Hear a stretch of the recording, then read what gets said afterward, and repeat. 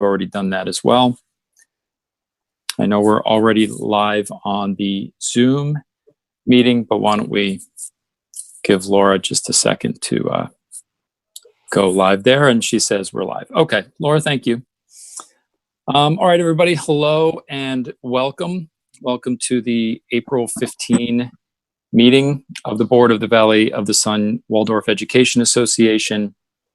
I hope everybody's doing well and happy and healthy. That goes for our board members, for the faculty and staff at DMS, for the community members who may be watching, for family and friends as well. We are obviously meeting virtually because the COVID-19 crisis continues, and the restrictions imposed by the state of Arizona continue as well. Tonight, the public is able to attend, as I just mentioned, either by Zoom or by live stream on YouTube. As always, if there are any technological hurdles, please, we ask your patience. All right, let's get started. My name is Matt Walker. I'm board president. Let me read the opening verse, and then we'll go through introductions. The true aim of education is to awaken real powers of perception and judgment in relation to life and living, for only such an awakening can lead to true freedom. Rudolf Steiner. All right, let's have the board members introduce themselves. Julie, would you go first? Julie Hames, board member. And April? April Sauer, board member. Mr. Tanner? John Tanner, board member. Gregory? Gregory Schneider, board secretary. And Mr. Elling? John Elling, board treasurer. Great. All right. Thank you. So let me preview the agenda and quickly touch on a few meeting procedure items. We're going to vary up the order that we normally would do our meetings because we have a couple of guests tonight, and we want to be sensitive to their time. But we do have a really good agenda tonight. I'm very excited for a lot of reasons for tonight. We have terrific financial news to share. We will get to that. But as we go through, we will start with the budget and finance updates, including Priscilla from Aspire as our guest. We'll go through some board procedure items, an update on COVID-19 and the school closure, then an update on the executive director search, and public comment will be last. To log your attendance tonight, you can either attend via Zoom, which requires a login, or you can click on the link in the agenda notice where indicated, and that'll open up an attendance sheet in Google Docs. Thank you to April for creating that for us. As you may know, you're not required to log your attendance, but you can do so if you choose. Just a reminder to everyone, due to open meeting law, we are limited in what we can discuss tonight, just to the items on the agenda. We have a lot to cover. We will be, I hope, thorough but efficient in our time. But I'm proud of what this board has been able to accomplish in a short time. And I'm pleased to say and reinforce for all of us that we remain firmly committed to the school and the success of Desert Marigold School as a K through 12 public charter Waldorf school, and all the components of that, meaning K through 12, public charter, and Waldorf. Those are huge components, and we remain firmly committed to them. So without further ado, why don't we dive right into budget and finance updates. John Elling, would you please introduce our guest and I'd say share our big news? Okay. Well, I'm happy to have Priscilla Garza from Aspire here tonight. I've just become board treasurer very recently, and one of the biggest things that I want to do is to be able to share the financial reporting that the board needs and wants to be able to, stay up to speed and know exactly where we are at all times. So, one of my questions to the board tonight would be, what have you seen in the past in the reporting of the finances of the school? What would you like changed? What would you like to see? And Priscilla would be a person that would be able to answer some of the questions about what we can do, what we might not be able to do, and viability of getting it to us, in time for our meetings and to be able to actually digest it all. So without further ado, I will introduce Priscilla, and she can join in here. One other bit of news, and I you probably all know, I know Matt sent an email out a little while ago. We were successful with our application with the PPPL loan. Just actually came through Tuesday morning, and actually able to get the funds deposited into an account today. And so it was, and there was a lot of work. I mean, Gregory, coming through with those banks right at the beginning that I was able to get in contact with, and Christy that, was getting me all the docs that I needed for the initial application. And hats off to Priscilla, because when it came down to get the loan into processing, I had tons of stuff she needed to get me, and in no time at all, she was able to get it to me. And hats off to her for the effort that she put into it to help us be successful with our application. Yay, John. That's fantastic news. I'm sure there were others who had a helping hand as well. I know Jessica Jarrett has been involved, as well as others. But John, thank you for really diving in. It was late nights and early mornings. It was weekend time. It was trying to figure out on the fly how this would all work to get our applications in at a couple of different banks to spread out our chances. And it is fantastic news. Well done to you. And Priscilla, you can if you're interested, you can turn the video on. Thank you, John, and the whole financial team. You guys, that's so awesome. Great news. It is great news. Yes. And I know we'll talk about sort of some of the logistics tonight about what it means and how we manage it. There's a lot there. We have to be really careful about it. It's technically a loan, so we want to be mindful. It's if we handle it right, much of the loan, if not all of the loan, gets forgiven. That's the intent, but we do have to handle things in a very specific way. And it's it's a program that's different from the typical sources that we get our funding from. So a lot to work through, and I know we'll get through some of those tonight. But kudos to you, John Elling, and others. Yeah, thank you. So, John, how did you want to do this? I mean, I think the intent here was to go through some of the finance documents themselves. I mean, the question that's in my head is, well, if we've just received this funding, it may dramatically change the picture of our finances. Yeah. So maybe, I don't know. How do you want to go through? Well, one of the first things I think Priscilla had prepared and had sent out just a short time ago, I guess, what was that you would call it, the intervention plan? Yes, the intervention financial statements. Mm-hmm. And if you all want to take a look at that, but Priscilla can go through that, because this is something we're required, because of the audit that we had, this is something we're required to submit to the charter board every quarter. And she had prepared that, and we can take a look at that in the beginning, and then maybe some of the statements that Jessica has sent us.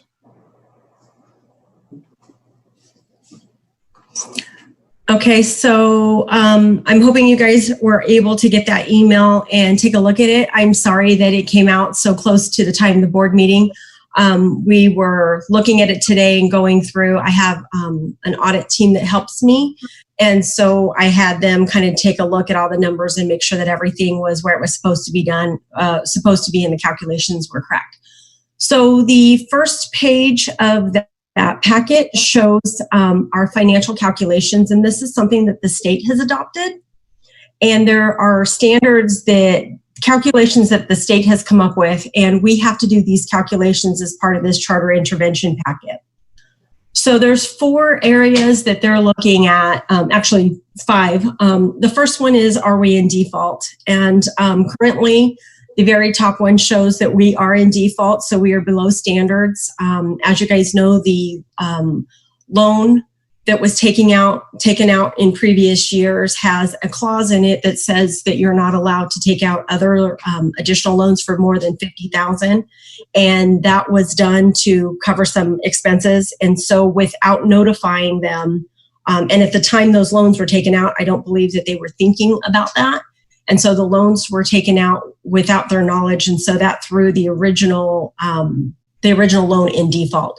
So we did put a note there to the state that it's just a technical default. We've never been late on a payment. We've never had a problem with paying the loan or paying the payments. It's just a technical default. And to my knowledge, we have not received a rescind on that default. So I do still have to put it as such.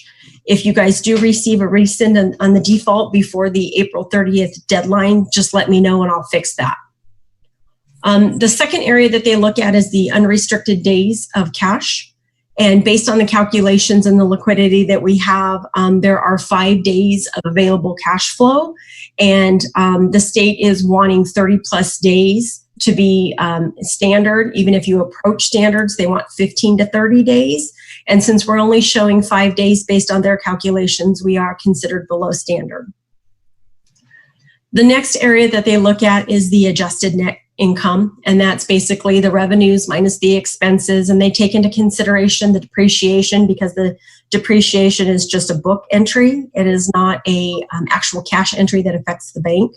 So based on that, those calculations, we are showing an adjusted net income of $78,000, and so we meet the state standards. Basically, anything that is $1 plus is meeting standards. The next area that they look at is the debt service coverage. And based on the adjusted net and our interest expense and how much we're servicing our debt, we are below standards. They want it to be, their calculation needs to be a 1.1, and we're 0.98. So we're almost there, but not quite. So we are below standards. And finally, yes, ma'am?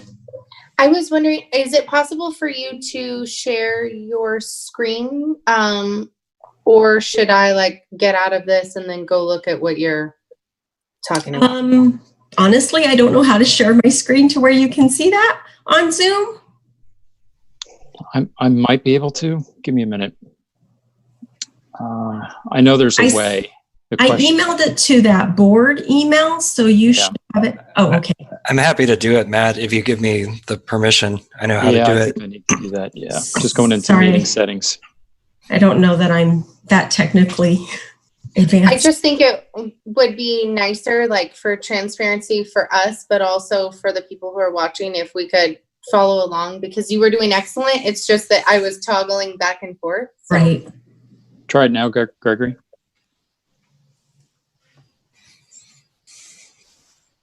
And once these reports are submitted to the charter board, they all become a part of public record. Okay. Yep. There it is. Good. I don't know if everybody can see that okay. So then the fifth area that they're looking at is the daily membership, and we're showing that we meet the standards based on their calculation, and that's based on students and growth. Okay, so those are the calculations, and that's the new report that comes up from the state. It's their red light, green light report, and that is all public record and out on websites to see. Once everything gets submitted, this will be updated by the state. But they want us to do our own calculations so we know where we're at. And we are to provide this on a quarterly basis. Is that it, Priscilla? Yes. While we're in charter intervention, we have to provide this on a quarterly basis. Yep. Okay. Now, so this is through March 31. Yes. Given the PPPL that just came through, and we'll have to figure out how to spend and use that money. But I would expect all of the reds here to change rapidly to green, and I would expect our green to get more green, stronger. Yeah. Yes, I would agree with that. Of course, we'll run the numbers. The only thing that I would like to see is if we have any resolution with the other lender on that technical default, because that would be nice to get that green as well. Agreed. Yeah, that's a good point. I wasn't aware, so this is good. That we could at least we can ask for them to rescind the default. Who knows if they will or not, but we can ask. If I'm not mistaken, that loan was going to be renewed maybe in August or September of this year. So I believe it was coming up anyways. That's the idea. Yep. So, okay. Can we go to the next page on this report? I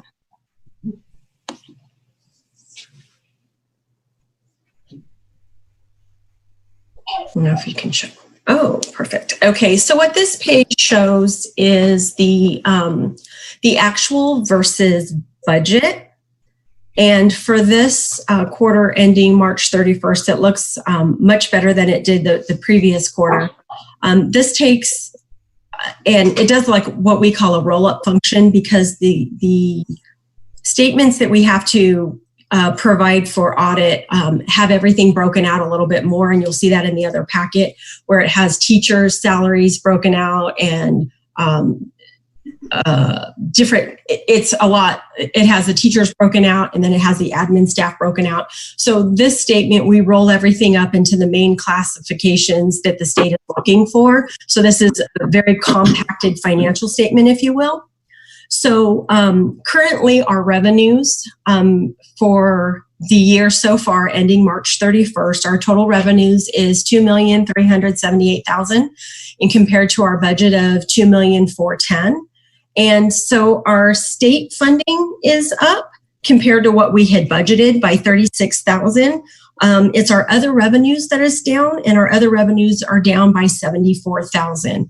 On a side note, part of what we budgeted in our other revenues were our consumables. And the way the financial statements were done last year, the consumables were booked and in there, and all of the families were billed for those consumables. And if the revenues were not paid, then what we did at the end of the year, it became a bad debt accrual, and then eventually written off as bad debt if we were unable to collect it. I'm sorry. This year, in order to look at the financials in a more actual basis, every month that we do not have collected fees, we make an entry to reverse that so that it's more real to what's happening versus wait till the end of the year and have this surprise.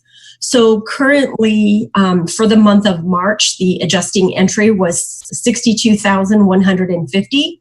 And what that represents are the consumable material fees that have been billed out that have not been paid for this fiscal year. So I just want to make a note that that's, being entered and an adjustment is being made so that it is more true. And then when we get to the expenses, when we look at our expenses, our total expenses for the year so far is $2,412,000 compared to what we budgeted of $2,410,000. So we're only $2,000 off in expenses than what we had actually budgeted. So our net income so far is a loss of $34,550. And for those who I want to make sure that I let you know that as we do these financial statements for the charter board, they require that we make sure depreciation is booked. So you can see the depreciation is booked so far for $113,000, but we also have to do the accrual for payroll. Normally, in previous years, the payroll accruals were only booked in June. And what I mean by that is the payroll that's paid in July, it's actually 3 payrolls. July, the 2 payrolls in July and the first payroll in August, those payrolls all go towards the prior fiscal year teachers' contracts. So we book an accrual at the end of the year to kind of roll that expense back. So since the charter board is looking at these financials, we're making those entries on a quarterly basis. Does anybody have any questions about that? Sometimes that's a little confusing. Maybe not today. We'll probably revisit it in a few months when it's a little closer to actually happening. Okay. And can you you were mentioning the consumables. Yes. Can you give an example or two of what we would normally take in as revenue under that category? Normally the families are billed $250, $350, or $400, depending upon how many students they have enrolled. And what those fees go to is supplies for the classrooms that's not covered under like the normal M&O that you get from the state. A good example, and I know that Jessica had done a presentation a couple months back in one of the board meetings, but basically like the state will cover crayons. So the cost of crayons is 8 cents a box, but because of the curriculum that the Waldorf school uses, the crayons that you use are an imported crayon, and they're a little bit more expensive than just the 8-cent Crayolas that you buy at Walmart.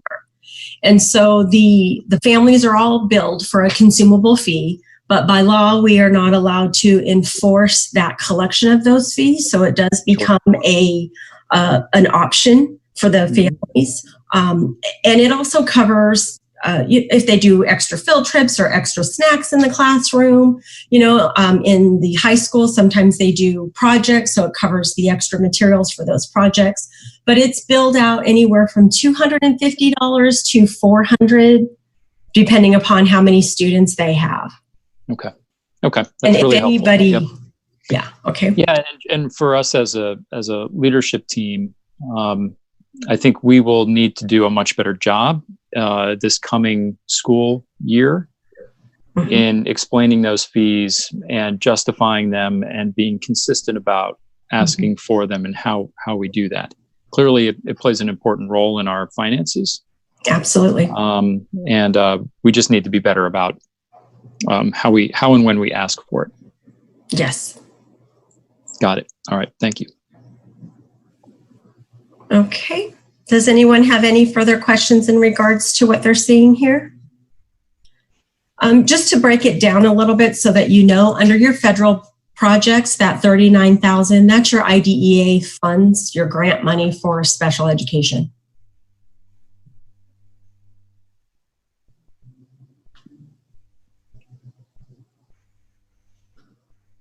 Okay. No other questions? Can we go to the next page then? So this page is the same thing that we went over. It is just the actual though, all by itself. It's again, what the state is requiring. They want to see the income statement separate. Same numbers. Okay. Yep, helpful. Okay. And the final page, if you would, please. And this last page is the balance sheet. It's the assets versus the liabilities. And it's just showing what the school has, what the school owes. So your current assets and your unrestricted cash is $43,000. Your restricted cash, which is basically your Prop 301 classroom site fund, is $111,000. Accounts receivable outside of that is $13,000. And what's due from the state is 230. Prepaid expenses are expenses that we prepay and then we just have to expense at a later time. So this also shows your land, the buildings, the furniture and equipment, your accumulated depreciation. So the total assets for the school is 2.6 million. And if you go down a little bit, the current liabilities, this is what we owe. So in accounts payable, we owe 162,000, and that is to vendors, to Jessica did a Bill.com report, and that is what it is. We can look at her report to see exactly what that is. I can provide you with a breakdown of who we owe what money to, but there's $162,000 that needs to be paid out. The refundable deposits of $1,400 are families that have originally put the deposits on, and then as they go through the classes, as they go from each class, from first grade to second grade to third grade, if they stay with the school throughout, then it's refunded to them, and if they withdraw, then it is taken into income. So we have to hold those deposits on here so that we don't use those. Unearned revenue is a prior year adjustment in accounting. The short-term loans are loans that were taken out to cover payroll expenses. The accrued payroll liabilities, that is what I was talking about when I said that the state for these financials were accruing the payroll. So that's the payroll that was paid out in April. It's including the payroll, the benefits, and the taxes. Okay. John Elling and Priscilla, Yes. For accounts payable, I thought it was approximately half that amount. The number that's been in my head has been around 85,000 is where I thought we were. No, I'm mistaken. No, I can run a report and send a report. Sorry, I can run a report and send a report. So that you can see exactly what we owe and to whom. And Matt, I think that amount was the payments that were overdue. All right. That much of it. Okay. What? Mm-hmm. Okay. And then further down the long-term loans, it shows Michael Crabtree and MidFirst Bank, that's the line of credit. And then the Steiner Foundation.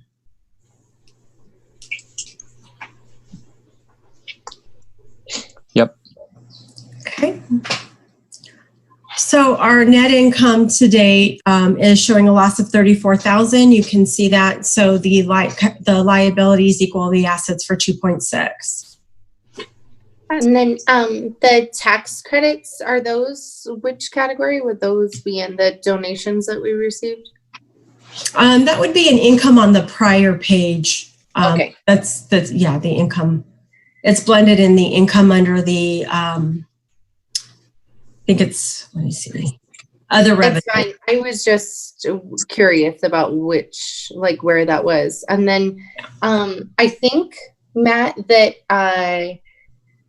the consumables fees is not necessarily based on the number of children, but the grade level of the child or children in the family. I think that there's like a sliding scale on that. Yeah, and you might be right about that. I know the dollar amounts. Yeah. And then there was one other, do we have somewhere in here the teachers 403B? I didn't see it listed, but I wasn't sure. That's part of the, because this is a roll-up financial statement, if you go back to the balance sheet, it's blended in those numbers for payables. Okay, sorry. No, you're fine. You're fine. Because we compact this financial statement to give to the charter board. Okay. For two reasons. This is the format they want it to, but also we don't want to give them every line on the financial statement because it's a lengthy financial statement. So this way it's blended. Okay, thank you. Yes, that's part of the accounts payable. Were there any other questions on these reports here?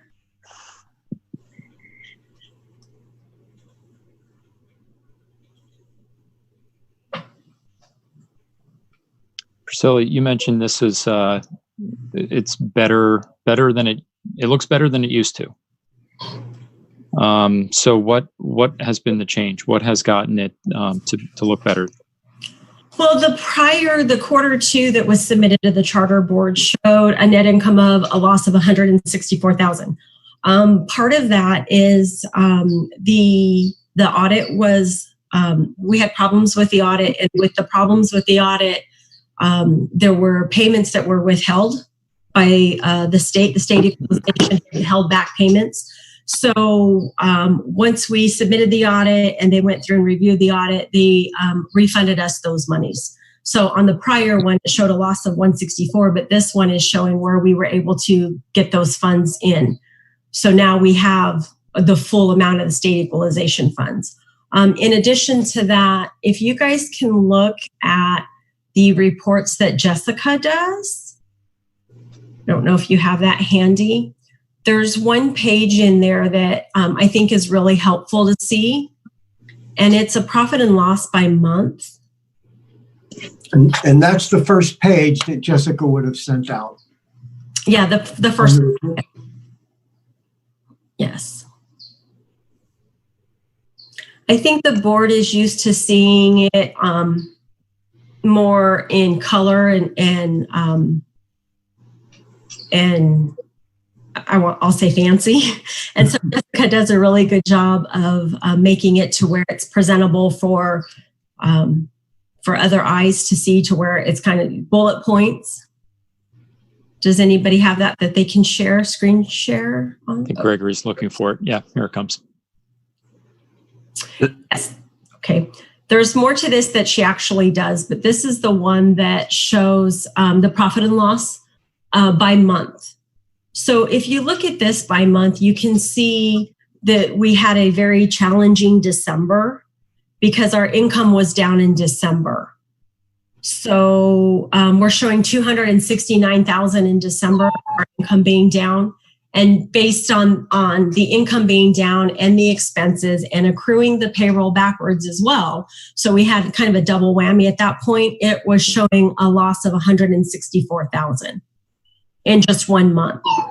And so after the audit or during the audit, when we stepped in and started really scrutinizing the expenses and scrutinizing policies and procedures and how things are done, Jessica took control of the cash flow as far as cash being released. And we really started digging into services and fixing some services. We went through the health insurance bills and made sure all the health insurance bills were being done once we took over the payroll. So it's been a combination of getting the audit done so that we can get the full equalization payments, and then looking at what services are being used and what we can cut back on until we can wrap our arms around everything. Yeah, it's, I mean, the words thank you don't do justice for what Jessica has done, for what you have done. Mm-hmm.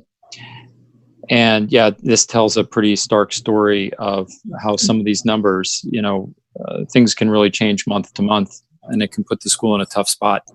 So how can we avoid the state withholding such a large chunk of the funds? Well, it was because the audit was late. So in future years, we need to get the audit in on time. That is the main reason, the main way to get the funds from being withheld. And the audit, so the audit would begin shortly after the end of the fiscal year? Actually, the audit begins now. We've already signed, I believe you guys have already signed the audit agreement report or the audit agreement letter with them. So we've already contracted Brett Services for this year's audit. And so ideally he would have already come out to the school, because there's a lot of things that he can do prior to the fiscal year ending. He audits the employee files, audits the attendance records, anything that's not financial and, finalizing the financial numbers, he can pre-audit. So we technically are in audit right now, but as soon as the fiscal year ends and we make any of our accounting adjustments for that fiscal year, then he can come in and start his audit right away. Great. Okay. So am I correct that the reason that the December and following were lower are because the audit was late? Is that the only reason why it was lower? The equalization payments, yes. Okay. Because of the late audit, yes. Now, the reason why we have to do monthly reports now is because what was found in the audit as far as records. Right. But yes. So Julie, you're right to call it out, right? So there were a couple of main issues. So one was we were not tracking well the day-to-day in and out of money. And Jessica has gotten her arms firmly around that. Priscilla, you have as well. That's great. Another issue was the audit was late, and feels like we're far ahead of the game for that this year because, number one, Jessica and Priscilla have gotten their arms around a lot of the data and the day-to-day, so we're in a much better position for the auditor to do that work. We're also way ahead in the calendar of getting that audit started. Now, the third piece is what the audit's going to say. And hey, I can't predict it. I like to believe it's going to say a lot better than what it said for last year's fiscal year-end audit. Yeah. I was just brainstorming though, and I wasn't sure if it was because December we have classes for less amount of time, and then therefore we would have had less revenue from aftercare and from private. Potentially. And so I was just thinking, did that add to it? And if it did, that's been kind of the thing that I've been thinking about with this COVID-19 is that we are missing out on the aftercare and stuff during those timeframes, like having that as revenue. So I was just trying to clarify so that I made sure. Actually in December, because it is December, if you look at the statement there, the tax credits really helped in December because, the holiday season, everybody's in a giving mood. The tax credits that were realized in December was $8,000.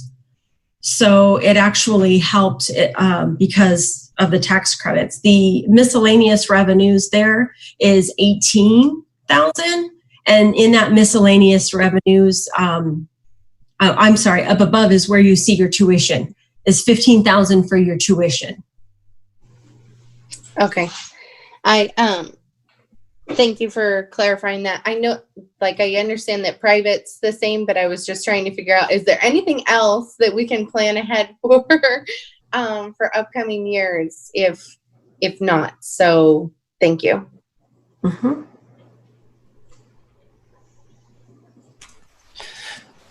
But Julie, I think one of the things you were mentioning there is part of the justification for getting the PPPL loan is, partially because of the COVID-19 and the school being closed is we've shut down the private program since we don't have that revenue coming in. And it's a tough time for a lot of families. So some of those amounts that are past due will be very difficult, if not impossible, to collect on. Right, So because as of March 1st, right, we won't be billing for, okay. And then maybe John or you could answer, could you tell us how much the PPL is for?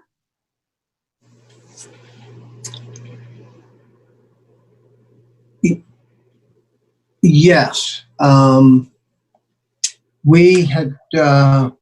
We'd gotten 406,400.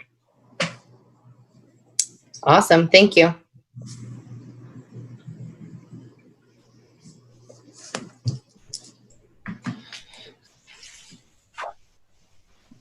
I'm sorry I interrupted, Priscilla. No, you're fine.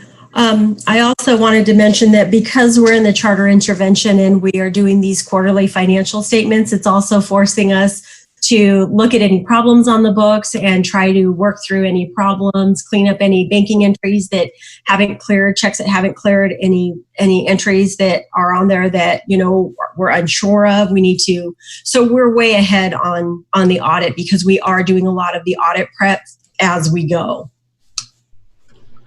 So another thing that changed from the last year to this year, Aspire came on more. We were an oversight contract, and I want to say October, November, the contract was changed to where we're there once a week. We have another person that goes in with me, and we're getting the deposits ready and making sure the deposits are in and getting the bills processed. One of the big problems that, and this is kind of why it snuck up, the bills were not being entered as they were being received. They were more so being entered into the system as there was money available to pay it. And that's a hard way to look at things because when you look at your financial statements are always going to show that you're okay because you have bills that are entered. And so now with Aspire going on full time and we're on staff, we've also moved to bill.com. So bills are being scanned in electronically and they're being put into QuickBooks right away. So now you can see all the expenses. And if we don't pay them, it sits out on the accounts payable and we just don't pay them. But at least this way we know what our true expenses are and we know, you know, this is what's happening and we need to cover it. So there's been a lot of changes. I mean, there's been a lot of changes for this school for the past 2 years, payroll companies and all. So, but we are in a much better position, I feel, going into this audit than we were in the prior.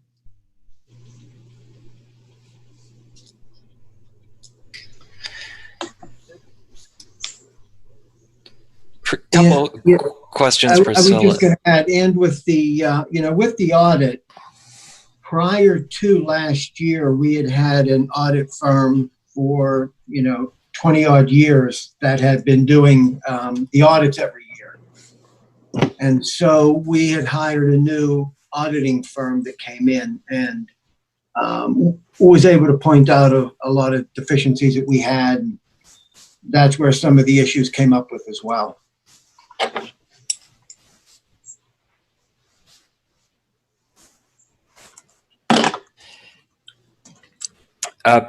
Priscilla, a couple of questions for you. The state has delayed a number of deadlines associated with taxes and that sort of thing. Have they delayed any reporting obligations for schools to the charter board that you're aware of? In reference to this intervention, like the financial statements going in, I have not seen any changes in those deadlines. I'm not sure what other deadlines you might, like you said, there have been different deadlines that have changed. I mean, they're changing all kinds of deadlines right now. I know the audit deadlines have changed as well. I know the getting the grants approved and initiated and going has changed as well. So there are some things that have changed as well. Is there anything in particular that you're looking for? Well, I was just wondering about the audit deadline, since obviously we're ahead of schedule, but keen to be there on time, and often having more time is better. Yeah, I haven't heard about that because their deadline isn't for quite some time. So I haven't heard that they've changed that. Got it. And then since you're there on a weekly basis and you're kind of in the weeds on all of the school's financials, and I think you probably have a good grasp on cash flow and that sort of thing. We have this windfall essentially of $400,000. Do you have any thoughts on how we could best allocate that to best bolster our finances?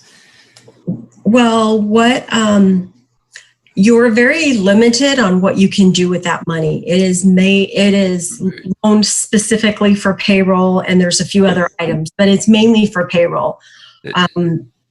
Right. In assuming we use all of that for payroll, then we freed up some other money that we might have from the state, for example, to cover other expenses. So with that newly freed up money, do you have any thoughts on the best use of that newly freed up money? Well, part of what has helped us pass the audit in the last year is that second payment, that second equalization payment that you get at the end of the year. You have the Prop 301 money that you're required to have on hand. And based on the reports that we just did today, these charter intervention reports, you should have $111,000. So you really should have $111,000 in your Prop 301 bank account, because those are restricted funds and you need to have those on hand. And again, another one of the slides that Jessica has in here is the other income that's been given, the parent money, the class money. You should have that money on hand. So as much as I hate to say, grab all that money and put it in a savings account, you should have some of that money on hand and in an account to be in compliance. And then obviously from there, make sure that your bills are paid. It wouldn't hurt to put that money that's in from the loan into a completely different bank account, so that when it comes time to prove that you've paid that money based on what it was intended for, you have only those transactions coming in and out of that bank account. And then that way there is no question on compliance or, well, did you use these funds for that? If it's in a separate bank account, I do know that there's other businesses that are doing that. And I think it's a great idea. It's up to you whether, you separate it to that degree or not. You can always separate it on the financial statements and produce reports like we did to get the money to begin with. But it just helps the documentation flow to where there's no question. Right. And John Elling, that's already the case, correct? That's correct. I did that Okay. yesterday. Oh, good. Yeah. So that's in a separate account. One of the things that our contact at RSF recommended, by the way, RSF is very much aware of what of our efforts to secure this loan. And we did inform them yesterday that we were successful in getting this money. Oh, good. They've been, like I said, very supportive of it. We will have some forms I think we need to fill out from them. But that's certainly doable. One of the things that RSF pointed out is one of the permitted uses of the money is for mortgage interest. And what she was suggesting is take our, mortgage payment basically and split it up and pay the mortgage interest out of the PPP fund or account and pay the principal out of our normal accounts to maintain that distinction. So I'm glad, I'm glad you're thinking about it, Priscilla. We're thinking about it too, accounting for the dollars very carefully to maximize the permitted usage and therefore have the loan, because it is a loan, to have the loan forgiven. Well, and there will also be some payroll documents that would need to be required to be signed if you want to change the bank account in which they do the draw on payroll. Do you want me to get the payroll company to send those documents over? Absolutely. I would say 100% yes. John Elling, any concerns there? No, that would be fine.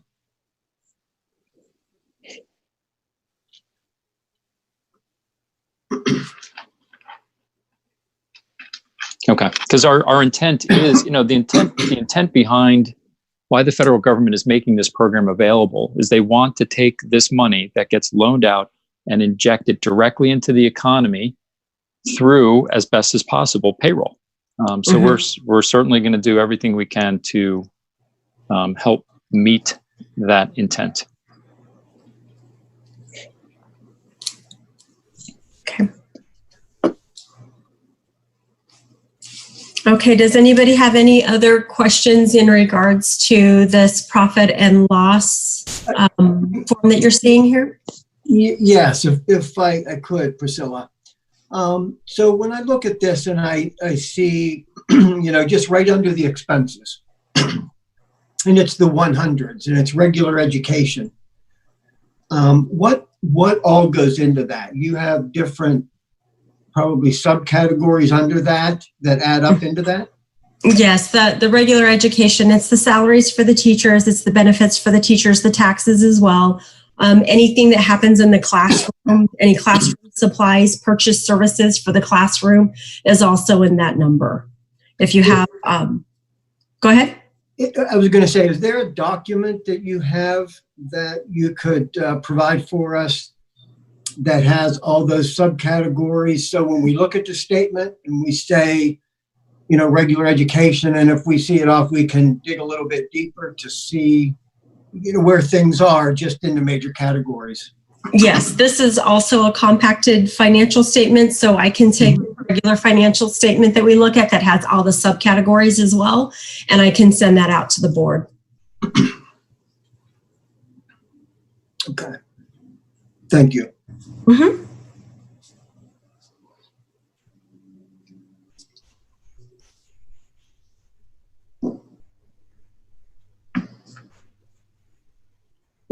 Do we know if the March equalization payment has been figured out, because it was a little short? And do we know if the April was on par for the 100th day that we were expecting? The March payment is booked and in here. So the March payment, even though we don't receive it until April 2nd, I make an entry to post it into March. So it's 232,000. Let me just look at a different report and verify. Yeah, that looks right. I just, last time, I know you weren't here, but we had talked with Christy about that being short, I want to say 11,000. And then we were wondering if the April was going to be similar or if it was going to be what we were expecting.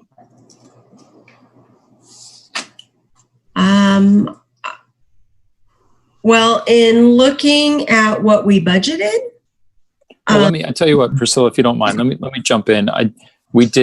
Christy did go back to the state and ask. We did get an initial answer that said, no, what you got was correct, based on their formula and how they change it backward looking. And so we did gently push back and say, hey, are you sure? Because if we look at the plain reading of the act, the law that the governor signed, it does talk about the 100th day. And yeah, I think it was just yesterday or today. Yeah, it was just yesterday or today that they sent us a very long explanation with multiple attachments. So it's in my inbox. I just haven't had a chance to digest it yet. My guess is they're just not going to, but they're doing it and they're not going to change. And, but I'm glad we at least gently pushed back a little bit. But I think this is what we're stuck with. Well, and if it makes you feel any better, or, you know, there is a process at the end of the year, at the end of the fiscal year, the state goes through and they rebalance their budget. And when they rebalance their budget, they change allocations and they make up those differences. And you'll see that every year. Unfortunately, last year we ended up getting more equalization payment than what we should have been budgeted for. So it affected this year's equalization payments by in the beginning as well. I don't know. I don't know if everybody is aware of that, but earlier in the year, because once they balance the budget, they take, if you were given too much money, then they'll take it out 3 payments at a time. Yeah. And then they take out a little every month until the end of the fiscal year.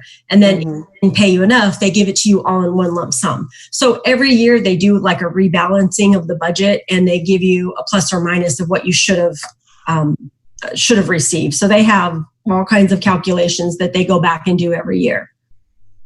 Okay, so there's a little hope.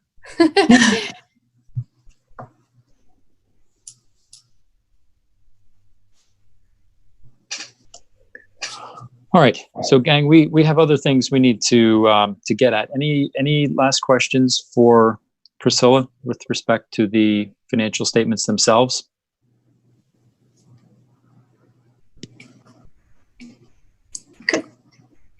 All right. Well, Priscilla, I might suggest if you are able to hang out for a few more minutes, I think we have a little bit more discussing to do about this payroll protection program loan, and it might be beneficial for you to listen in on it. Absolutely, I will. Thank you. All right, thank you. And Gregory, if you don't mind, to stop sharing. There we go. Perfect. All right, so let's circle back to then there's got to be a better name for this than PPPL, but hey, I think it's done well and done properly. This is a great thing for the school, a great thing for the school's finances. A lot of the stress I think that the school has experienced has been as a result of finances. And so if we are able to fix and cure a bunch of that, I like to believe that we'll be able to reduce a great deal of that stress for all involved. So, but let's try and wrestle to the ground, at least initially, what we need to do over the next few weeks, because we have another board meeting in 2 weeks. So what do we need to do between now and then to make sure we're maximizing our opportunity here? Sounds like one of the things was to create a separate account. We've done that at mid-first. Thank you, John. We've got the 406,000 deposited in there. Great. To be really clear, it's not unrestricted money. We can't just use it for whatever we want. We have to use it in a very careful and deliberate way, in a very thoughtful way. So it sounds like part of that is payroll. So using it for payroll as soon as we can. Go ahead, Yeah, John. there were 3 items that on the application I put down for it to be able to be used for. The payroll was one, the interest on our debt payment, and utilities was one, which we probably don't have a lot of utilities now, but yeah, it's going to primarily be for that. And if we use it for the payroll, the calculation to come up with the amount they loaned you was you had to come up with your monthly payroll. And, you could take that by 2.5 times. So basically that gives you 10 weeks of payroll coverage. I think that, yeah, what we want to do is to be able to maximize the use of that, and that will free up some other money to be able to go back and get some of the past due bills paid, and to actually, it would be very nice if we just had a little bit of a cushion, which we certainly should, and I have planned on, building that into next year's budget. Yep. We have to be very careful that we are diligent with how we budget this and then track it throughout the next year. Would it be possible to use that PPL to fund that back 403B? Because that seems like it might qualify. I would love to get that taken care of. That means a lot to me. There's a site, Small Business Administration, and under the PPL loan. If you go on that site, it sort of spells out what the restrictions are that you can use it for.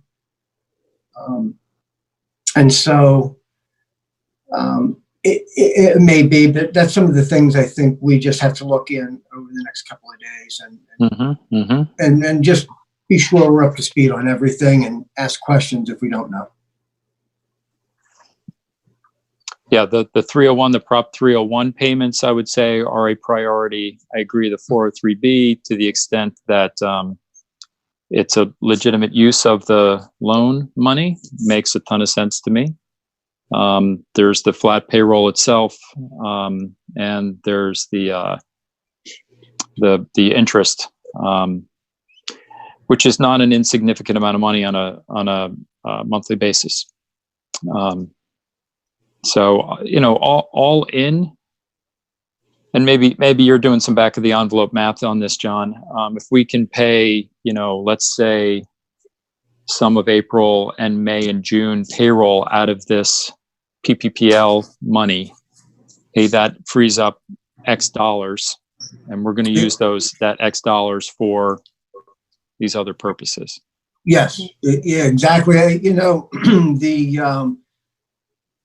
can't remember the exact amount, but right around 162,000 was the monthly payroll, and that times 2.5 is how I arrived at the $406,400. And so, yeah, that could free up a lot of money that we normally would spend on a payroll to be able to make up for the deficits that we have in certain areas. Priscilla? I'm sorry, can I ask a quick question? I keep hearing you say the 403B.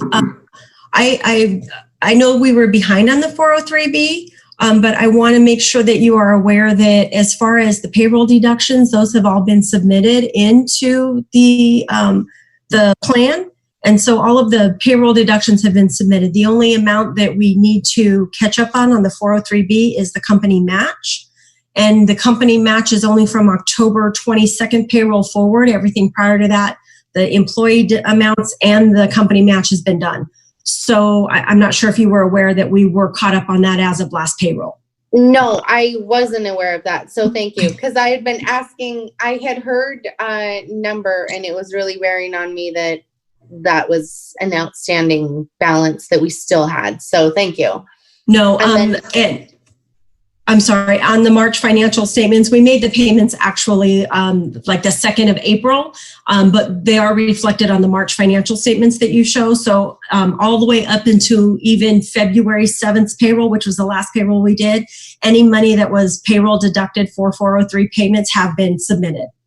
Okay, awesome. Thank And you. then I think that most of the 301 money already set aside? Because I thought that most of it was. Most of the money that was set aside for payments as of June 2019, like the rolling in money, the bonus money was paid out in December, but keep in mind that as you pay it out, you get more money in. So that's what that 111,000 is rolled over money plus current fiscal up into the March statement or March money that's been received. Because the March money that on the March statement, the March calculation had not been received yet. That's not received until April. So that 111,000 on the statement is actually cash that's been received. Okay. If that makes sense. Is there a specific deficit in that 111,000 that we're supposed to have segregated and what we actually have segregated? That's what's not clear to me. Well, we have a savings account and we are putting money in the savings account. Any of the deposits that we have, we're depositing into the savings account, Starting when Jessica took over, any of the payments that had been received for the Prop 301, she would make the transfer to the savings account as well. So it's catching up on all the other stuff to make sure that we bring that balance up to where it needs to be. And so what's the delta between the current balance and where we need to be? That's what I'm trying to get at. Yeah, let me look because I think that might have been one of Jessica's. I know she's been working on it. Yeah. And has been doing great to get us to close the gap, but I thought we were still a little short. Yeah, we are still short. And she only shows the 301 bonus money in here. So I will need to look and find out your exact numbers. Okay. Well, and we don't need the exact number right now. I think we as the board can ask John Elling, hey John, this is one of the priorities we would say is let's make sure that that delta that Gregory mentioned is let's make sure that delta goes to zero. Yeah. Incorrect. Yeah. And that would be, one of the, top contenders right at the top of the list that we would take care of first. Absolutely. Okay. I'll work with John on that then. Thank you. Thanks. Sorry for the interruption. I just want to make sure you guys were aware. No, that's helpful. Yeah. Catch up on that. Okay. But I think, John Elling, having a plan in, put together, is it, do you think you could have that in the next 2 weeks? Absolutely. Okay. And sounds like you're already in close contact with Priscilla. I'd say Jessica would be another key player in this to make sure we've got the numbers right and we're fully up to speed and up to date. And I'm sure she has thoughts and ideas on which of our vendors and suppliers we should make sure that we attend to. Exactly. Yeah. This just all sort of happened, really, really quickly. Whirlwind. Yeah. Yes, we're literally talking, yesterday. Things were flying on Monday and Tuesday, and so today's Wednesday. So we're going to, absolutely, we'll have that report for the board next meeting. Okay. And then I hate to be a pain, but I just have one more clarification. I thought I had heard that our payroll for like the last 2 times, I thought I had heard of the number 134, but then when John just told us that you used 162,000 to get the 406. I was wondering. I think if you look at the statements, the 134 is the payroll that's actually in the person's check, but there's other costs with the payroll as well as the payroll taxes, insurances, and things like that Okay. also go into that. And Okay. so Thank you. Yeah. Okay. And then if for some reason there's money left over, money that we cannot spend on one of these approved categories that would allow us to be forgiven that amount, then we would have to figure out what to do with those amounts. We could take it as a loan and use it in other purposes, or we could give the money back and not take on the additional indebtedness. So we're not there yet, but we may get to that point. If for some reason we're unable to spend that full 406K in a way that would allow it to be forgiven. Right. Good plan. I mean, just stash it in case we need to pay back part of it. Then we have it on hand to do that with. It could be. Maybe. Yeah. I agree. Another thought is that the current interest rate, I think, is a 0.5%, which is just, you cannot get a loan except from your mother for 0.5%. So, doing our own type of refinancing of sorts for some of our other debts would be another option. Yeah.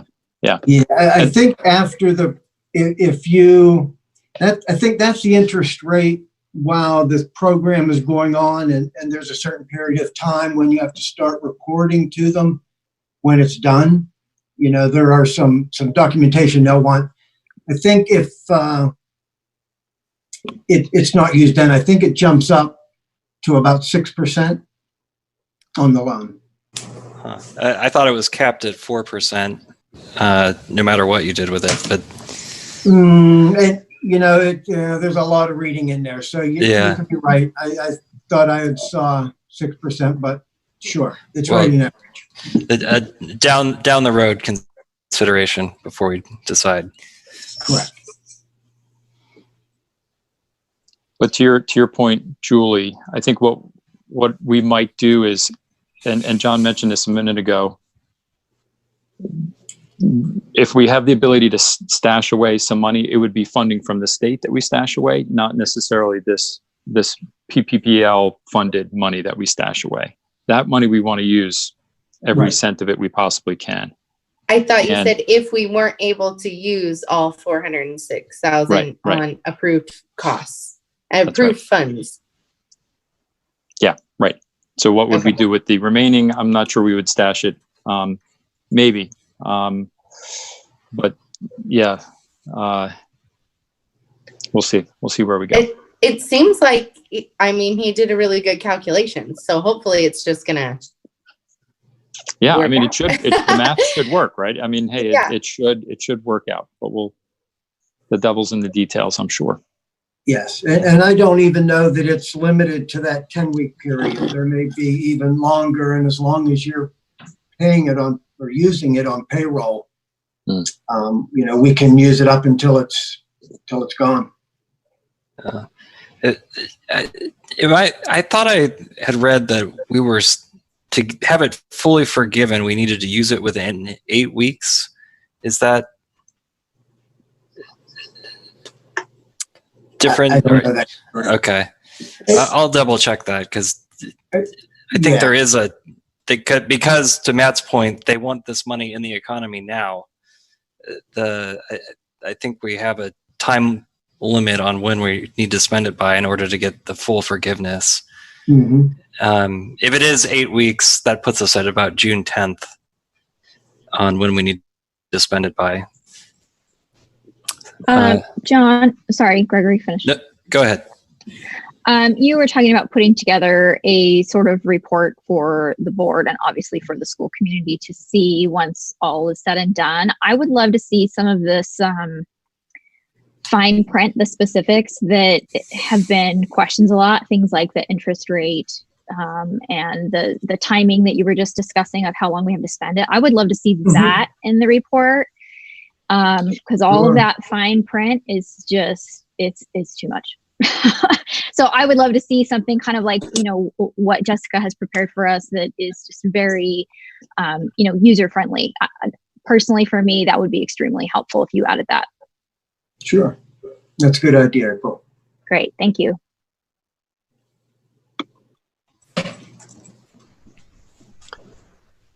All right, good. Anything else on the PPPL? We have a number of other finance-related topics to get through. But again, hey, I like to think this was a good day. Yesterday and today were good days for the school and for its continued financial health going forward. So again, hey, well done, team.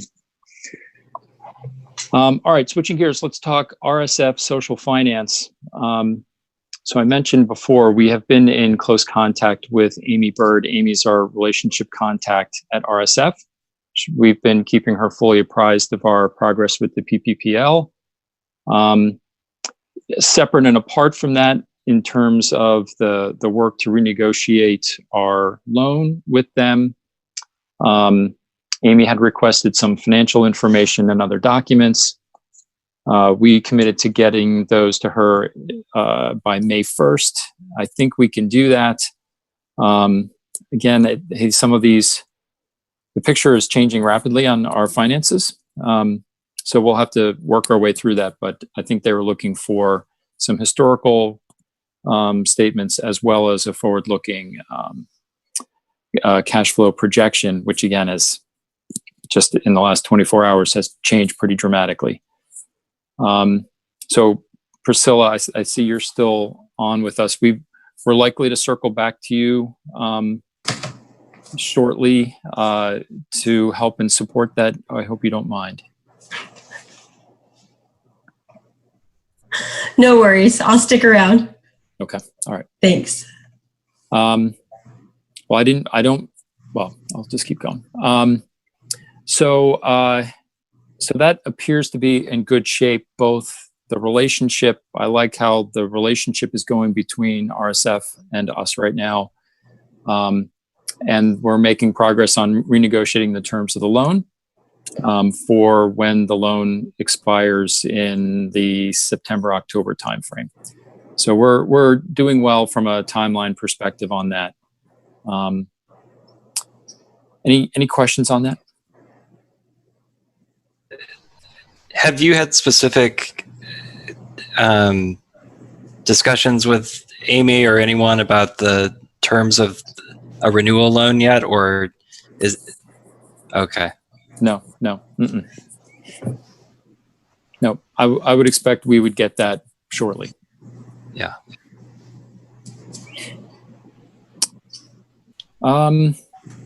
Okay. Annual budget. John Elling, I know you've been otherwise occupied with the PPPL, but any updates on the annual budget side of things? Well, I know that last meeting when we had started talking about the next year's budget, we had asked Christy to get sort of some numbers from us put together from the different grade levels, realms that we would be needing. But yeah, the budget is going to be the next month's priority, because we really would like to have that ready to go in that May timeframe when we're starting to offer contracts for the teachers. So Christy, if you're with us, maybe we could ask you for a quick update. Again, a lot going on in the world, but are things in motion with respect to the budget? Any questions, any concerns on your end? No questions or concerns on my end. We are, since the board's directive was a week or two ago, the LDC and I are complying with that directive and getting the numbers put together. There's a lot of unknown variables at this time, like I indicated in my board report, including enrollment numbers, the scope of programming, renewal or non-renewal of faculty contracts, what we're going to need depending on running the school. We're working with Aspire and Priscilla, as well as John Elling, to get that information together as it becomes available. And this is not unique to DMS. This is budgeting season for many charter and public schools, and we have information as it becomes available, just like other schools. And we are putting it in, and we should have something workable by the next board meeting. That's great. Okay. Good. Any other questions about the annual budget?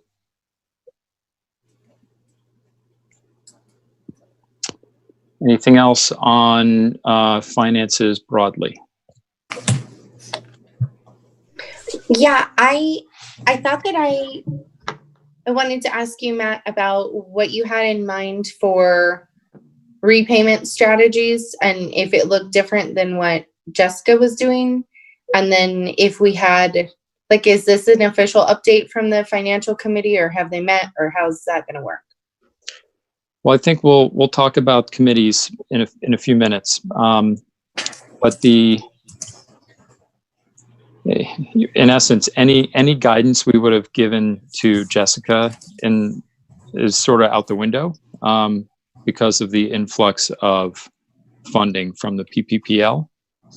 So, as John goes and creates a spending plan for us, basically, I'm sure he'll be talking to Jessica. And so which vendors we pay and how much we pay them and on what schedule, to me, all that is sort of on the table. Okay. So it's coming. Yeah. Okay.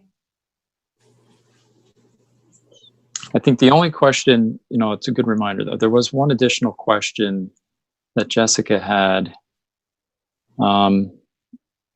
around the LDC stipend. So to me, the LDC stipend should be part of the payroll related items that we would prioritize as part of the PPPL spending plan. Would you all agree with that? Seems like it. Yeah. Yeah, we're a little behind there. So that'll be good to get that taken care of. There's also a question about the Circus Club and whether amounts paid for that club this year, there's a little bit left in that account, whether that would be applied to next year's Circus Club fees. there's just $716 in that particular account. Maybe it may be more of an accounting difficulty to carry it forward than to just say it was for this year and it just gets absorbed. But I'm open to discussion on that. Kind of on that, I've heard some people questioning like the specifically allocated tax credit funds, how like when they put it towards a trip that may not be happening now, or the circus, does it just go towards next year's circus and they get credits, or how are we going to handle those things?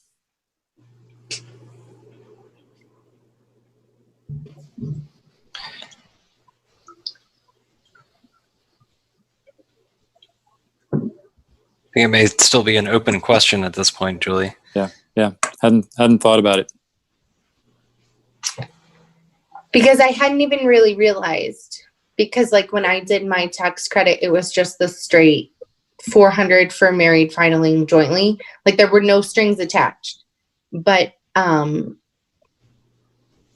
for people who have children attending here, and number one, like it's coming out of their account anyways, and then they want it to go for something particular, I just didn't know now that they're not being able to use those because of COVID, like if we had a plan for that.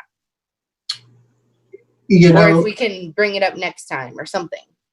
My opinion would be if it were donated for a specific purpose, I think we should probably, honor that request. Obviously, it didn't get spent this year. It would stay with that purpose moving forward. Is that what you were thinking, Julie? Yeah, I mean, that feels like good in my heart, but I wasn't sure, like legally, does it stay there, or like Matt had just mentioned the word absorbed. I was like, does it just go away, or what happens to it? I was just curious. And I know today is the last day to make that donation, so it's just been on my mind a lot. If I may, if families designate where they want it to go and it meets one of the qualifying standards, that's where it needs to go, and we cannot divert that. It is and will remain restricted. I was going to say that. I was going to say that same thing.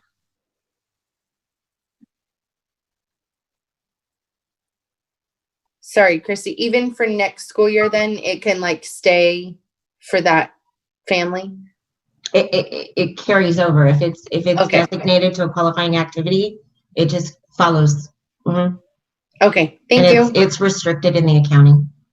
Yeah, it's a part of the form. When you fill out your form for the tax credit for the school, it gives you options where you want that money to be designated, and you mark it. So if people have marked it for something specific, I would imagine that's where it's going to stay, as Christy just said.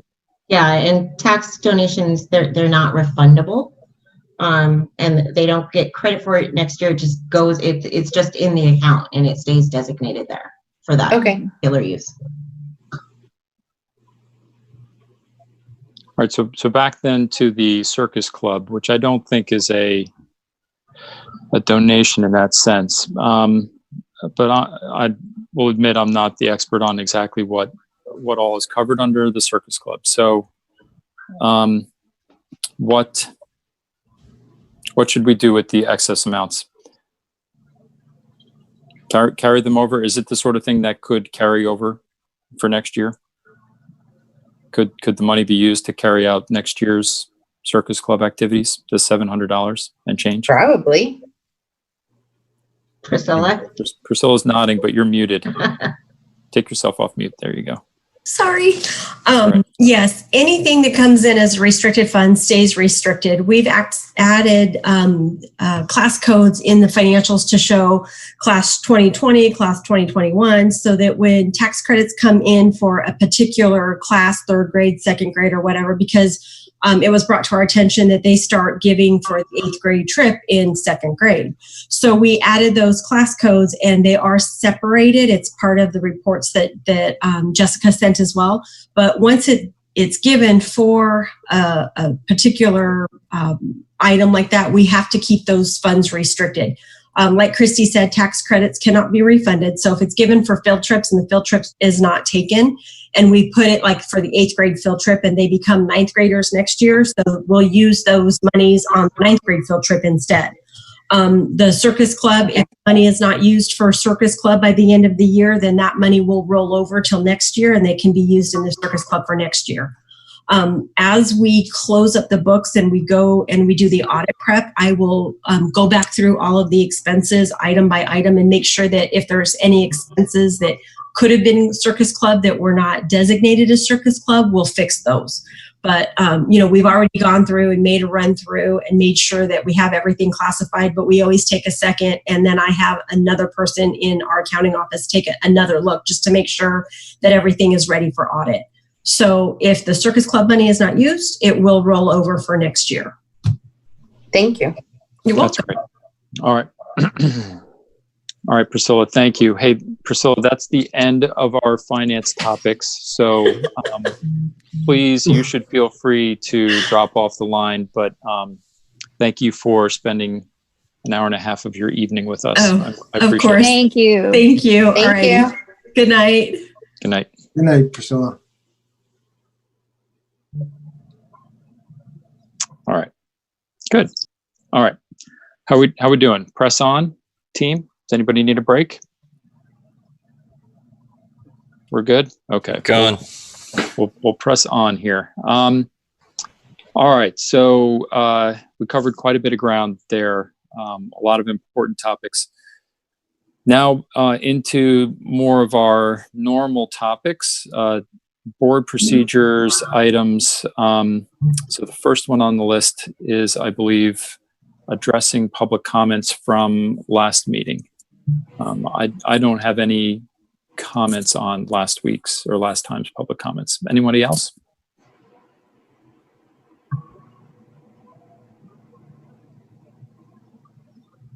I would just say we, as a board, and me specifically, continue to welcome constructive feedback, helpful, insightful ideas on how we can make things better, how we can improve the school fiscally, pedagogically. Those sorts of constructive ideas are helpful, much more so than blanket criticisms,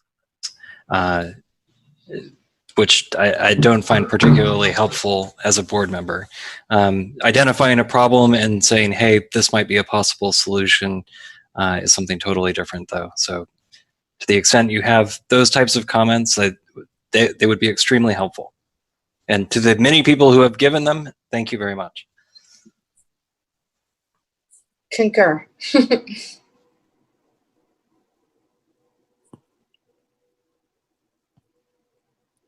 Okay. Thank you, Gregory. Anything else? Okay. Let's talk about board applicants then.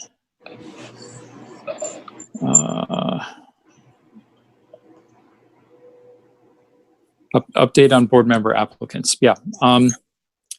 So there are 6 applicants for a board seat. They are, I'll just list off the names: Maria Teresa Cardenas, Harper Rose Harris, Jill Thomas, Steve Paulo, Martin Duncan, and Nathaniel Allen. So six folks. I think our bylaws cap the number of board members we can have at 11. So absent something else happening, we would not be able to take everyone because of that 11-person limit. And there are 6 of us already on the board. So I'll discuss the process in just a second. There's one application, though, that we should discuss briefly. It's Nathaniel Allen's application. because there's just a little bit of a backstory here. He did express his interest by the April 1st deadline. I got the impression, and maybe April, you could chime in here as well, that he had been discouraged, maybe is too strong a term, but discouraged from applying to the board because of the current makeup of parents and community members on the board. So I think there was some confusion, and he was just unsure of whether he could apply. So is that about right, April? Yeah, that was my understanding, was that at the last application process, that what he understood from the board was that they wanted the makeup to, I guess, diversify and not just be parents, be more members from the community. And they had put out some information about, what the ideal makeup would be. And it seemed to me that that was just a misunderstanding, a miscommunication. And I think had that not happened, he would have applied the last time with all of us who applied. So just wanted to put that out there. Okay. So with that understanding, I did invite him to, if he was interested, provide a resume and cover letter by the end of that day, which he did. So I'd be inclined to include him in the consideration set with that explanation. But are there any objections to that? It's not really an objection, Matt, but you're going to have to address the bylaws to do that. I think the bylaws specifically state when the applications need to be in by. And so if we're going to accept that application, we should address the issue with the bylaws and the workaround that we're going to do to accept that. Yeah, I think it's not actually in the bylaws. I think it's in the membership procedures, but it's a good point. That's my memory as well, is that there are application procedures that we have previously set that say April 1, and there are a number of other requirements listed. But the bylaws themselves only say that we get to set the procedures. Mm-hmm. Yeah, that's my memory as well.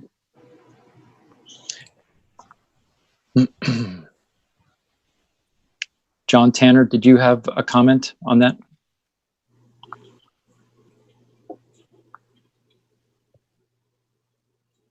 No, I just want to follow the bylaws. That's where I am on that. Okay.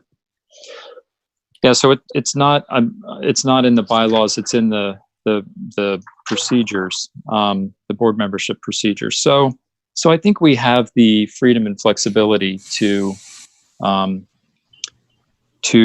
change. And maybe it can be just a preliminary yay or nay now, and if we need to do a little more digging, we have the time to do that. Because the next thing I was going to go over is sort of the process from here, which includes our first round of interviews at our next meeting on the 29th. So we have a little bit more time to figure it out, but let's try and come to at least a bit of a decision here. Well, the board member procedures, that's the one that lists attending the 2 meetings within the last 6 months. Correct. So have we already reviewed whether or not all 6 applicants have met that requirement? I'd have to go back and check my notes, Julie. I think they have. Okay. I know I did ask everyone to identify the meetings that they have attended in the last 6 months. Okay. I think everybody did, but I'd have to go back and check my notes. Yeah, I thought everybody else, the applications were, invalid, good standing, good order applications. It was just this one. And again, he did express his interest by April 1st. It's just the paperwork that came in slightly behind it. Well, he And to had add- the email with Gregory though, right? That had the, Yeah, I was going to say, to add a little nuance onto that, he did, after he sent his email saying he was interested, I said, do you have a resume? And the response was, I don't have one drafted, but here's my LinkedIn account, which is basically the same. Was it a separate resume like we got from everyone else? No. Substantively, was it any different? Also probably no.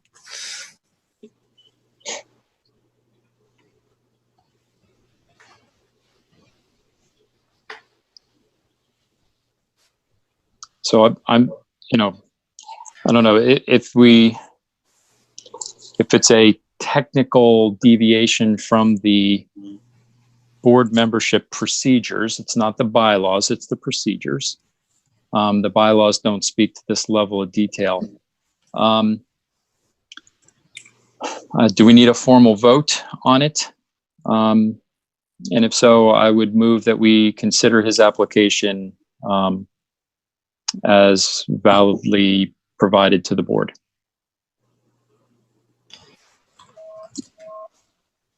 I think that, I know that the board took a chance by interviewing me and you, Matt, last round when there was a technicality and a special meeting involved. So I kind of feel like leaning towards hearing him out. But that's my opinion. So if I may, I think there was a motion on the floor. Yeah. So that needs a second, or it needs to be dismissed. So there can't be any conversation until we resolve that.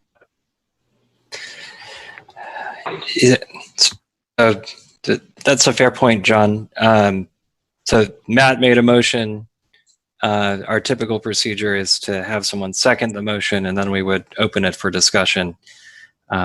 So why don't we revert back to that? And or no one seconds it, which is also a possibility.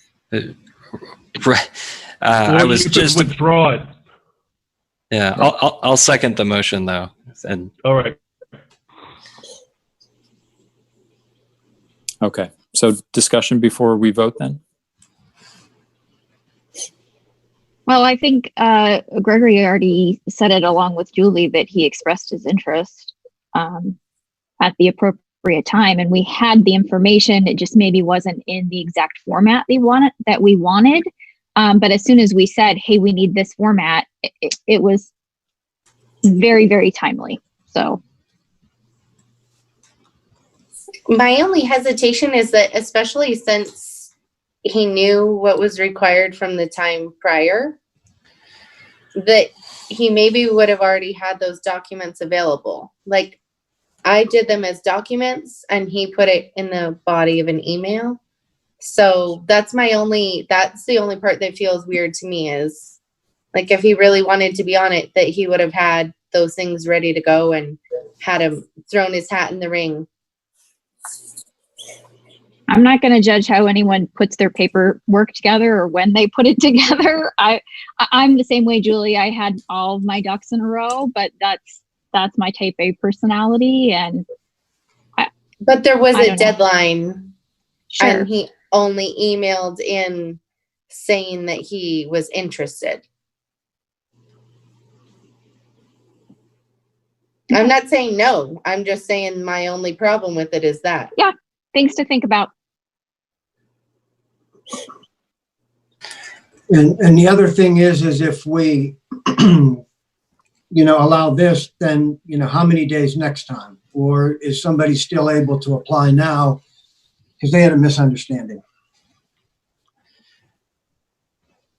I just think that we need to address why if we are, why we're going to deviate from the board procedures that were drawn up last year.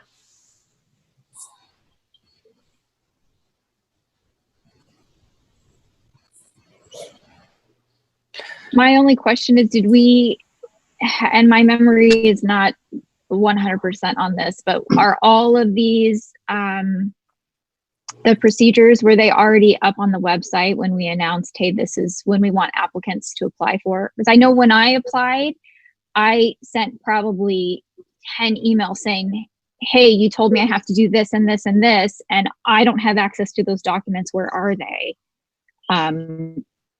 So I don't know if all of that was readily available. Maybe it was. I think that it was, and it has been on the website since around last September. I'm just double checking now. I think that's like when it was voted in and then it went live. Right. Okay.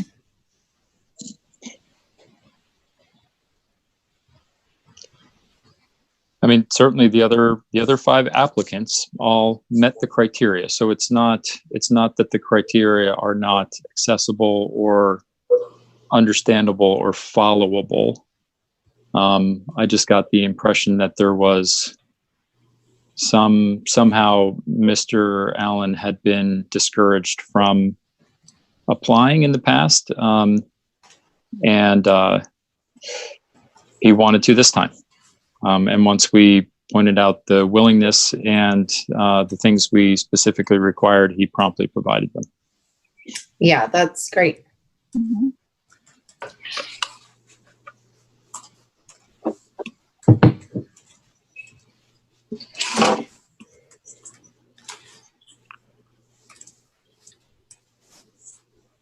All right. Any other discussion?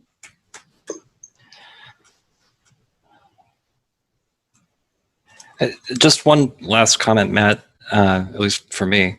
I would like to think as a board that we're going to operate on substance and not form for the most part. This is I understand deadlines have meaning, especially in my line of work, but this is, there's no prejudice, I don't think, to anybody. We're in considering his application. It seems like a technical flaw, if anything. So I would just urge all of us to, consider this substantively rather than hyper technically.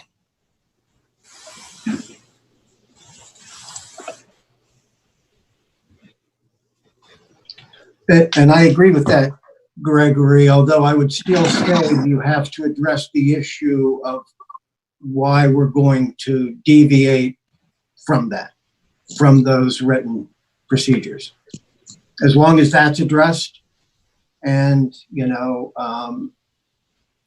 edit those procedures, then I think it would be fine. But I don't think you should just do it and not at least address that issue.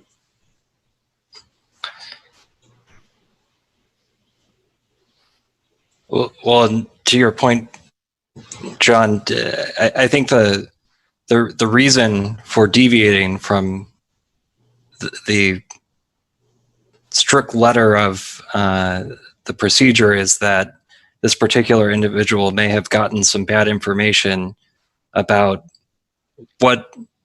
who was eligible to apply, and to correct that, we would be a little bit more lenient in terms of the timeliness of his application after he was disabused of that bad information. And I don't, to be clear, I don't know exactly what he was told or not told. It's just what I understood from April. Mr. Tanner? Could you explain one more time, Mr. Schneider, what the infraction is here, please? So the infraction is that our board procedures say that, quote, a letter of application and resume are to be mailed to the entire board by April 1st for the May meeting or October 1st for the November meeting. So we got a letter application by email and a reference to his LinkedIn account, or I got the reference to his LinkedIn account, and I think I have forwarded that to the entire board that evening. So the infraction is that we did not get a separate resume on April 1st. It's best I can interpret it.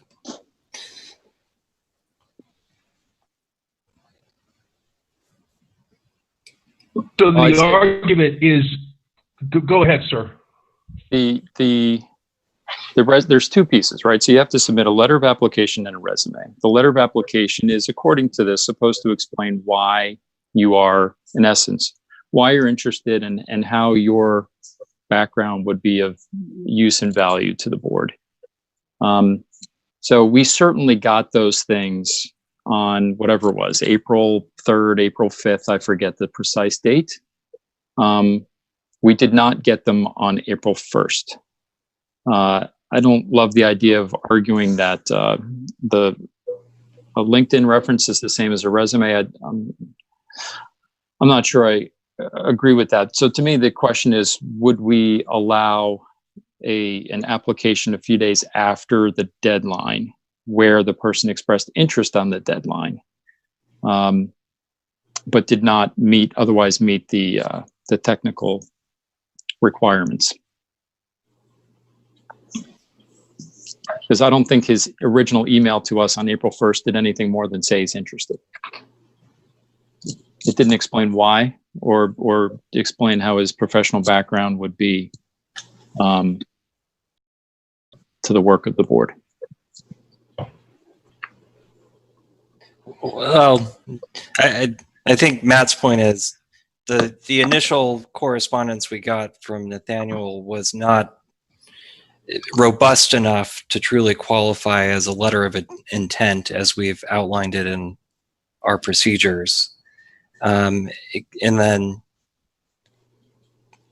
additionally, it was not a true resume as probably everyone understands it, but it was a reference to a LinkedIn profile. Then we got the letter and resume as that we would normally accept a couple days later. Do we want to accept those in light of the fact that we got an initial expression of interest on April 1, which was the deadline, coupled with the fact that there seems to have been something going on in the background that discouraged this individual from applying in a more timely fashion? But he did meet the deadline requirement. That's not an issue here. He gave his application in on April 1st, so that was received in a timely and correct manner. Not exactly. Why not exactly? Because it was not until a few days later that he provided the letter of application, which explained why he was interested in doing it, nor the resume. So that came a few days after the April 1st deadline. So what you're saying is that it's an incomplete application, to sum it up. Yeah. All right. Okay. Agreed. If that's where you're going with it. Yeah. It was incomplete on April 1st. It was completed once we said to him, hey, it's incomplete. Submitted by end of today to be considered. And it was incomplete because there's a discrepancy as to what constitutes a resume. But maybe I'm not understanding this, why it's incomplete. Yeah, the resume and the letter of application, the two pieces. And certainly what he attached on April, I think it was the 5th, certainly was a letter of application and it was a resume. I don't think any of us would dispute that. I would say though, Matt, that when we asked specifically for those things, he presented them really quickly. And I think at the time when we got the initial email, had somebody asked for those things, we would have got them that day. I mean, I think it's no different than, haven't we asked people about, they haven't submitted information about their fingerprint clearance card, and we've had to, email again and say, hey, what about this? You forgot it. And they've given us their information. How is that? I don't understand how that's any different. Yeah, because you only need to start the process for that by the, okay. You don't need to have it completed.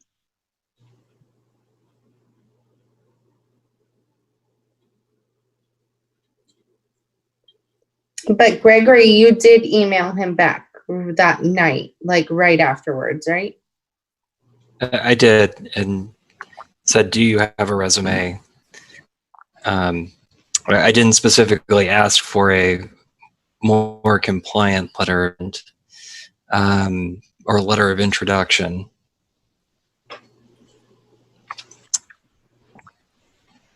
But to April's point, he was very responsive.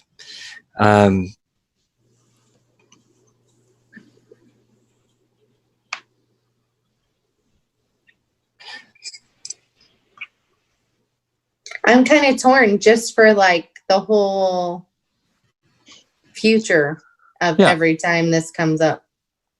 Absolutely. I mean, rules are there for a reason, right? Rules are there to be followed, and we set them out there. On the other hand, exceptions can be made under the right circumstances. So the question is this the right circumstances?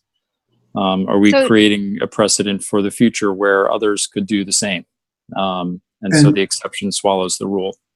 And that's exactly what I'm afraid of, unless we address the issue. Do we just throw out the procedures? Do we say, well, if you get it to us sometime in the first week of April in the procedures, or, and then, well, if they get it in late, do we accept it the second week in April? I'd like to hear from Julie and Matt, because I wasn't aware that there was a technicality for your applications. Did the board do anything after that to say, okay, we agreed with this exception and this is what we added to the application process or to the bylaws or whatever? Just to John's point, if there was a technicality on yours and they accepted it, did they do anything? And I think so, does that apply to this same situation? It was as I remember it, it was the procedures were just a little unclear about what constituted your second meeting. Mm-hmm. And so I'd have to go back and look at the minutes, but I think the board did make a motion and did vote in order to accept at least mine. Was it yours too, Julie? Yes. Okay. So again, exceptions or clarifications maybe have occurred with respect to these very membership procedures in the recent past. So I don't love that we'd be doing it again the next go round. Here we are making potentially another clarification or another exception. But nor do I want to lose the opportunity to get somebody who may be a wonderful board member. I know that's where I'm at, because it's not that part. It's the part that, especially since this wasn't the first time that he probably knew how to apply, and then send an email back to Gregory. The initial email wasn't robust. Replied back to Gregory with not enough, in my opinion. Several days go by, Matt, you email him and say, sorry, but then he immediately replies back with the goods, which is awesome and would have been helpful on April 1st or by April 1st. Yep.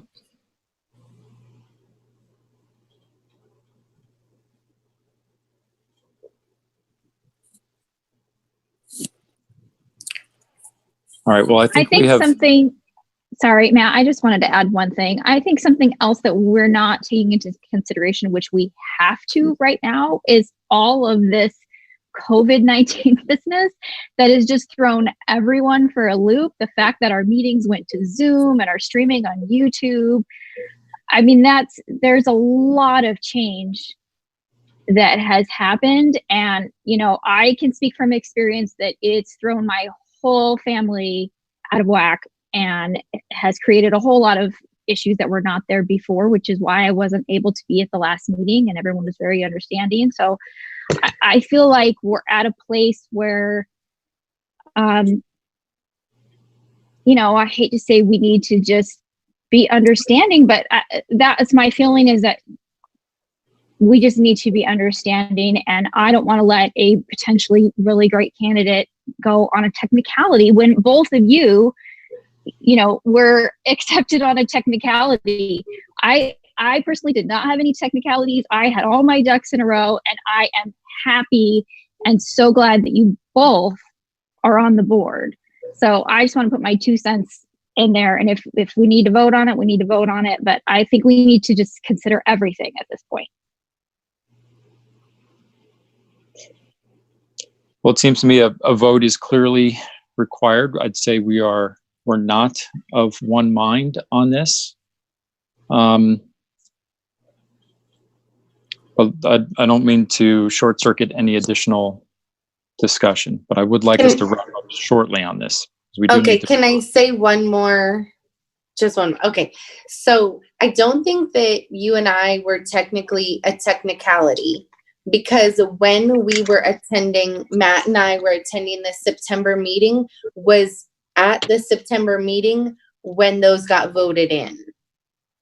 So it was just so new that there wasn't a procedure in place.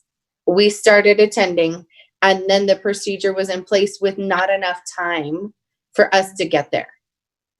I just want to make sure that's clear. Okay. Okay, I'm ready to vote.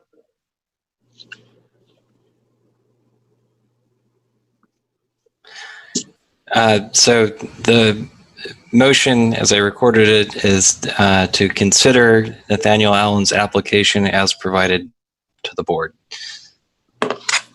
All those in favor? Aye. Aye.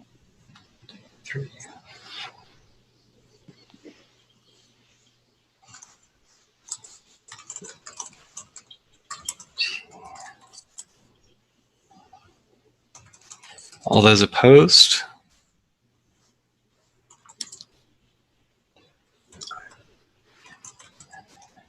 Julie, I didn't see your vote. Sorry. Abstaining. Abstaining. Okay. So that the motion passes. All right. Thank you. So the process from here, so I'm scheduling an informal prospective member meeting, looking to do that next week. Thank you to Mr. Tanner for joining me in that. And then we would conduct round one of interviews at our meeting in 2 weeks, April 29th. If past practice is what we decide to do here, then we would probably do the questioning, the interviewing at the beginning of that meeting and hold our normal business until after that. And I think there are standard questions for that. Gregory's nodding, so maybe we'll dig those up between now and then. And I think that the questions are like a suggestion. They're not, that's not a procedure or precedent. Yeah, I think it's just a reference thing for us. The starting point. Yeah. Matt, I'm not sure if you received my email. It was shortly before the meeting, but I know you had initially said that a third board member could be at the informal meeting. If you didn't have a third board member, I'm happy to fill that slot. Yeah, I think it's voluntary, April. It's not required. So if you want to, Sure. Yeah, I'd love to be there. Happy to have you. Okay. Okay.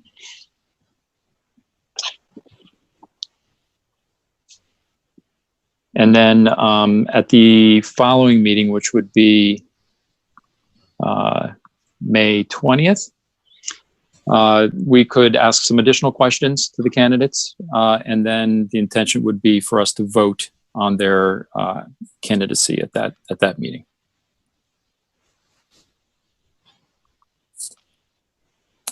All right, good. Any questions on that? I just have one question, Mhm. and that is, Gregory, you vetted all these candidates thoroughly to make sure that they have been to the 2 board meetings and all of that process? I have not done that yet, John. That's on my to-do list, but I have not double checked that they show up in the meeting minutes of the 2 meetings, or that they've indicated and taken a close look at their letter of intent and application. But at a quick glance, it appeared, like Matt was saying, that with the one exception we thoroughly discussed, they all had met the requirements. Thank you. Yeah. I had a question regarding the LDC involvement. I've heard kind of mixed answers to this. Is the LDC interviewing the board applicants or providing questions to John? How is that working? I'm getting mixed answers on that. Well, it's only the board that conducts the interviews of the board candidates. If the LDC has questions, certainly I would imagine John Tanner, they could feed those questions to you or any of us. I'd be interested to take a look at those.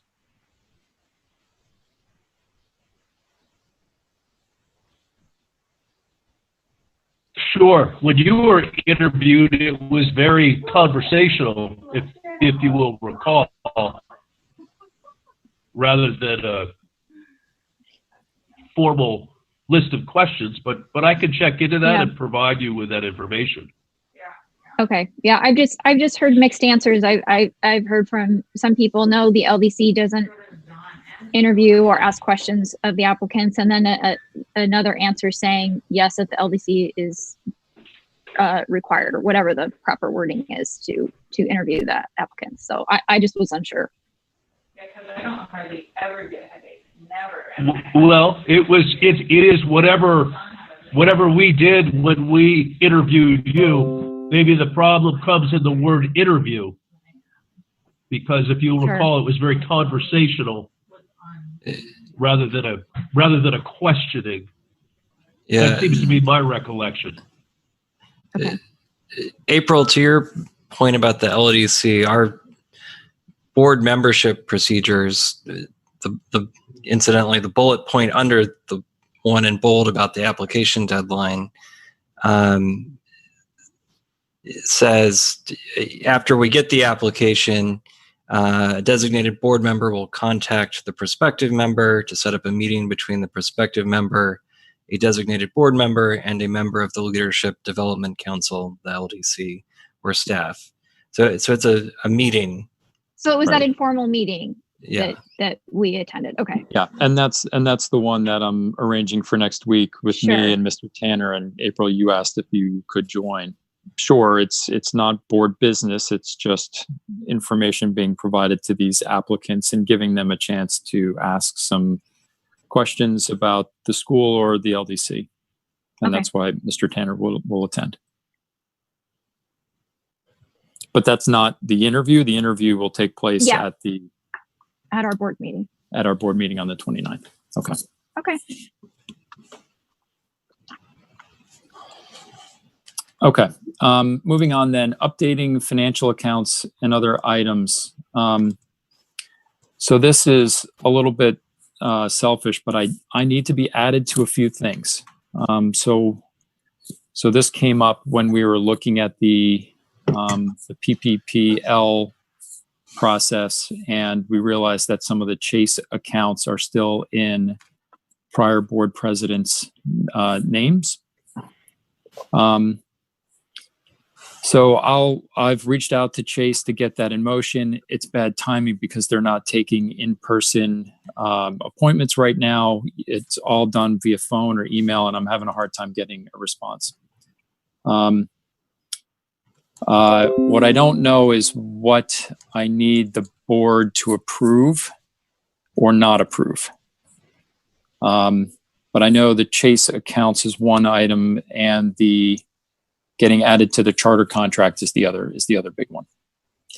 Because that's still in maybe 2 or 3 past presidents at this point. There's a few emails that need to be updated too, because we keep getting them forwarded from past people as well. And that I know that that's minor, but I just didn't know.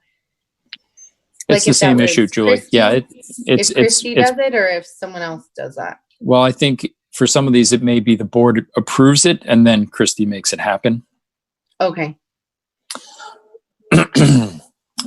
So I think it's the charter contract, but I'm curious as there are other things, and that's why, yes, some of those prior board presidents are still forwarding us email, is because they're still on it, rather than me. So I was just double checking our bylaws, Matt, and you have the authority as president to enter into contracts in the name of the corporation that we, the board, approve. Deposit accounts, the way I understand they work, it is technically a contract where you're loaning money to the bank, which they then hold and agree to give back to you on demand, essentially. So I think we do need to authorize you to enter into those contracts, but because there are so many that need to be updated and other things that needed to be updated, I would propose, I'm not going to make a motion yet, that we authorize Matt to just update all of this stuff that needs to be updated, and to put his name on the bank accounts and those things so that we can conduct the regular business of the school that needs to be done.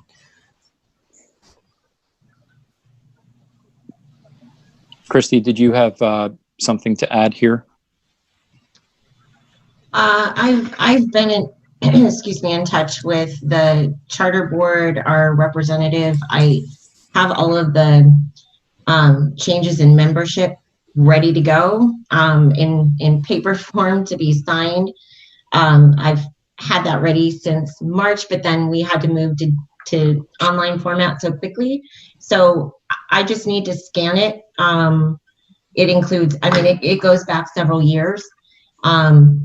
So I need to send, I need to update for Gregory and for you, Matt, and John, which just changed. So I do have that all ready to go. I need to just double check with our charter representative that it is okay to do a digital signature. But I do have that documentation ready to go. Cool.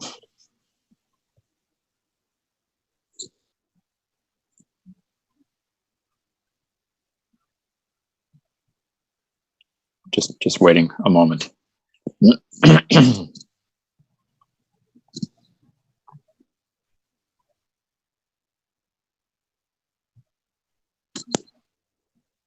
So I would, in this case, what I would like to see is specific motions that have the required actions in the wording of the motion, and then for the board to approve it.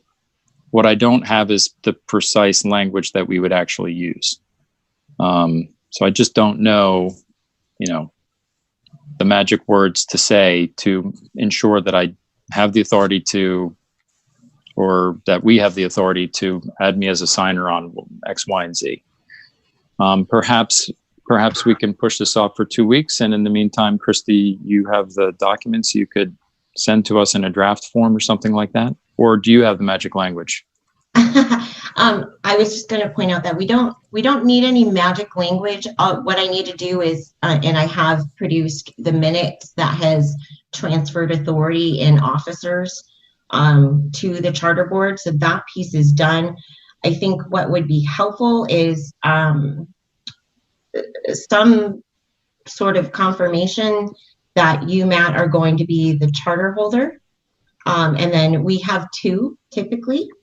We have two currently. They're former board members and officers, but I think it would be helpful if in the minutes it could reflect who those two charter holder members are going to be going forward. Makes a ton of sense to me. So who's on there now? Currently it's Heather Huntelman and Jimmy Wabe. Okay. So we would seek to replace the two of them with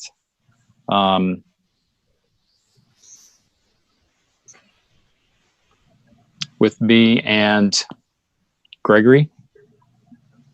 Is that the? Yes. Okay.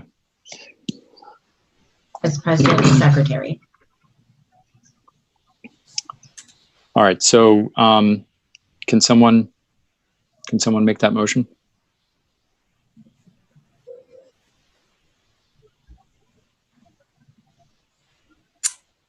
I move that we add Matt and Gregory to the charter offices.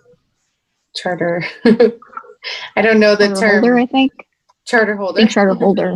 Holders, yeah.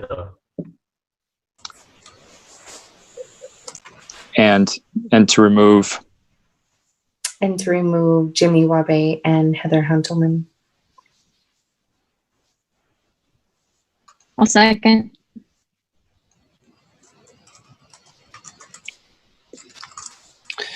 Thank you. Any discussion?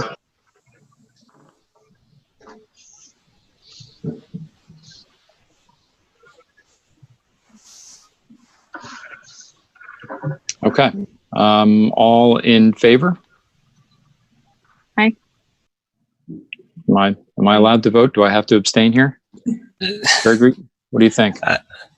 I don't personally see an ethical conflict with voting for yourself for this. You're voting for each other. Yeah. And for the removal. Okay. Well, either way, it was unanimous. All right. Well, thank you. So that's the one I'm specifically aware of that feels most important right now. There may be others, and if there are, we'll try and gather them up and get them for the next meeting. Okay.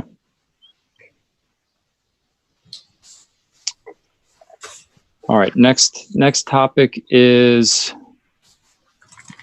what is the next topic? Hang on. Clarify intent of board working groups. Board working groups. Okay.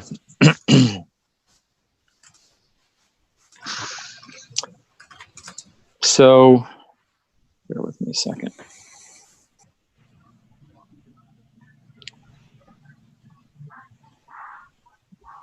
So I think I was less than artful at our March 18th meeting, and I think I created confusion and a lack of clarity around the committees.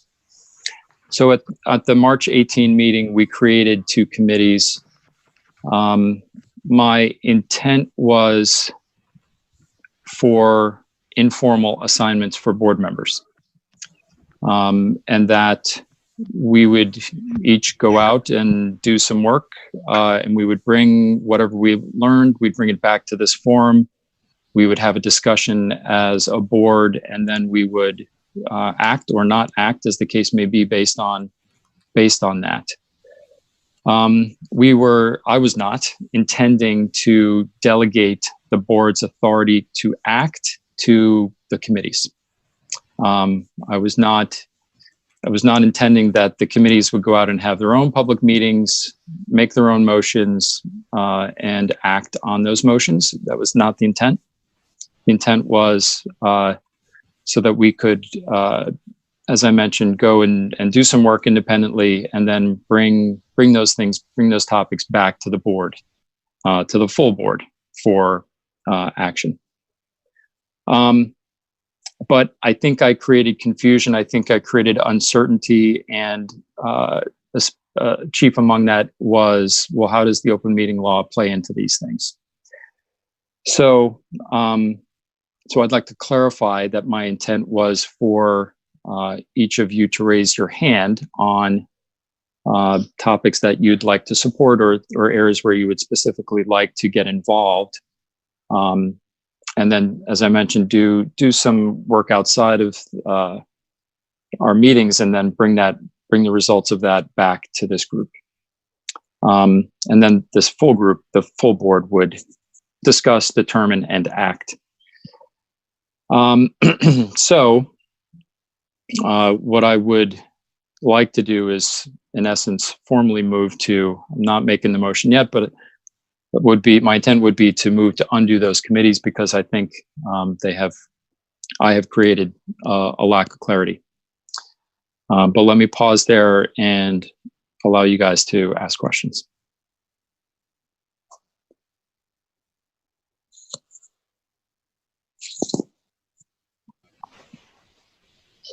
Would you tell us, please, the committees to which you were referring?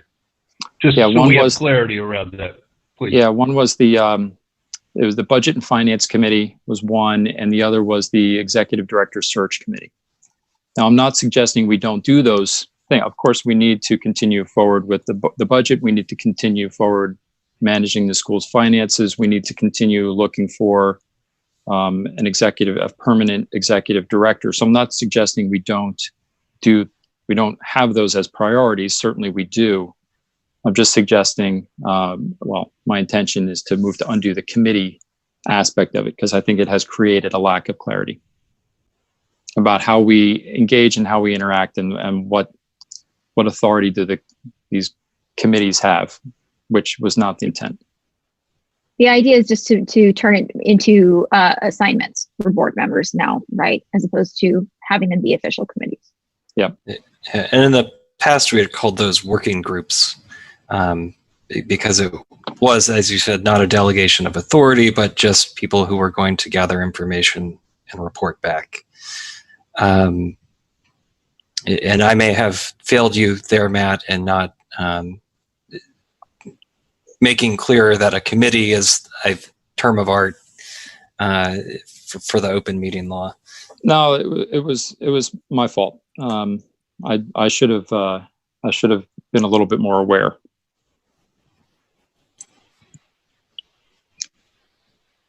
So that's the background. Yeah, go ahead. Are you looking for a motion to change the title of committee to assignment? Is that where we're going here? I'd say it's perhaps a little bit more than that, but that's the gist of it. Okay, thank you. Mm-hmm. Because to the extent that committees were actually formed last time, I'd like to unform them, dissolve them, and proceed, whether we call it assignments or even working groups may be too strong a term for it. But that's the idea. I think that I would like to clarify for the viewers that this would still mean that we're going to be transparent to them. Certainly. Yep. And it remains, like I said, these remain important bodies of work. So it's not a suggestion that we're not going to pursue the priorities. It's just, this board doesn't need committee structures to make that happen. And I think I used the words committee when I was in my motion in creating them. Yeah. And that's why I say it was inartful.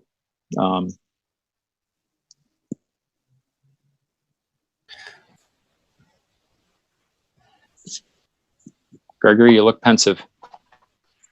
I mean, I don't have anything to add other than this will make things a lot more feasible to move quickly. And, you know, especially because we wouldn't be making decisions, but we can gather information quickly and then report back at the full meetings. I think it's a good idea, and I don't think we need to have the formality of an official board committee with delegated authority for any of these things.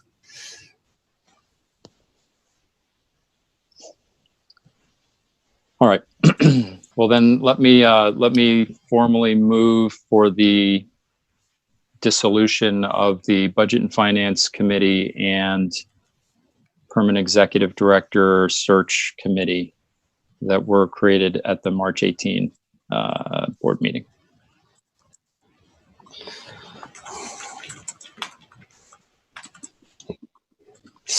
Any second? I'll second. Sorry, Julie, I beat you.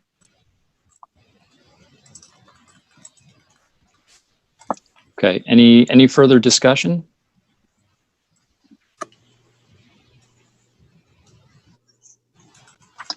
All right. All in favor? Aye. Aye. All right. It's unanimous. All right. Thank you, everybody. And apologies for the confusion.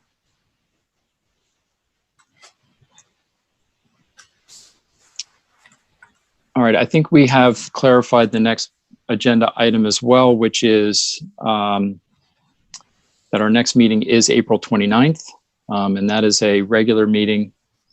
Then the one after that would be May 20th, which is it's a 3-week gap between those two. And the reason I'm raising this is because we had said we were going to do meetings every 2 weeks between our regularly scheduled meetings. But from April to May, there's actually a 5-week gap, of course, because that's how life works. So I think we still only need one regular meeting between those two meetings, which would be April 29th. Everybody on board with that? Okay. Yes.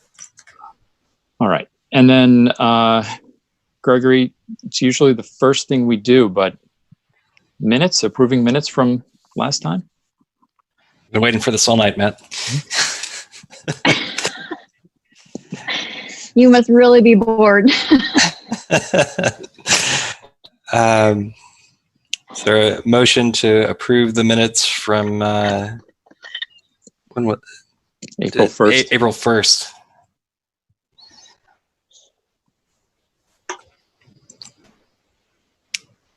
We're going to keep you hanging here. We're not going to. Jeez. Bueller, anybody? I wasn't there. I don't feel like I can second it. So moved. I'll make the motion. Thank you, Matt. Yep.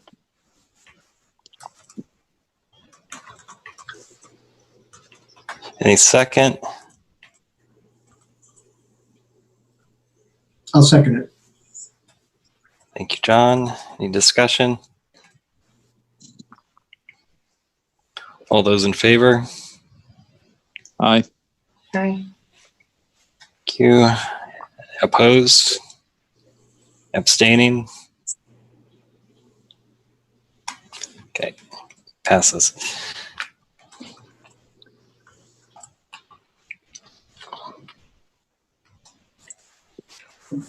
Okay. Anybody need I'm mindful of the time here. Anybody need a 5-minute break? I could use a break. All right, let's take 5 minutes. We'll reconvene at about 9:01. All right, thank you.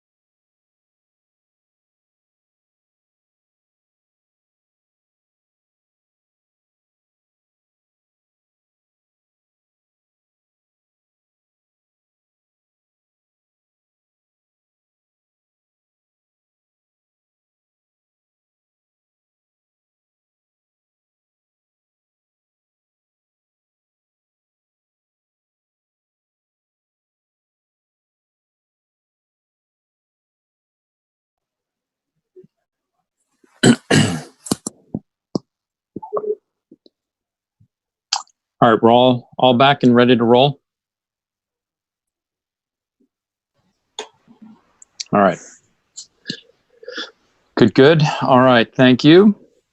All right, we're up to our COVID-19 update. So Christy, if you're still with us, we'll bring you in here. And I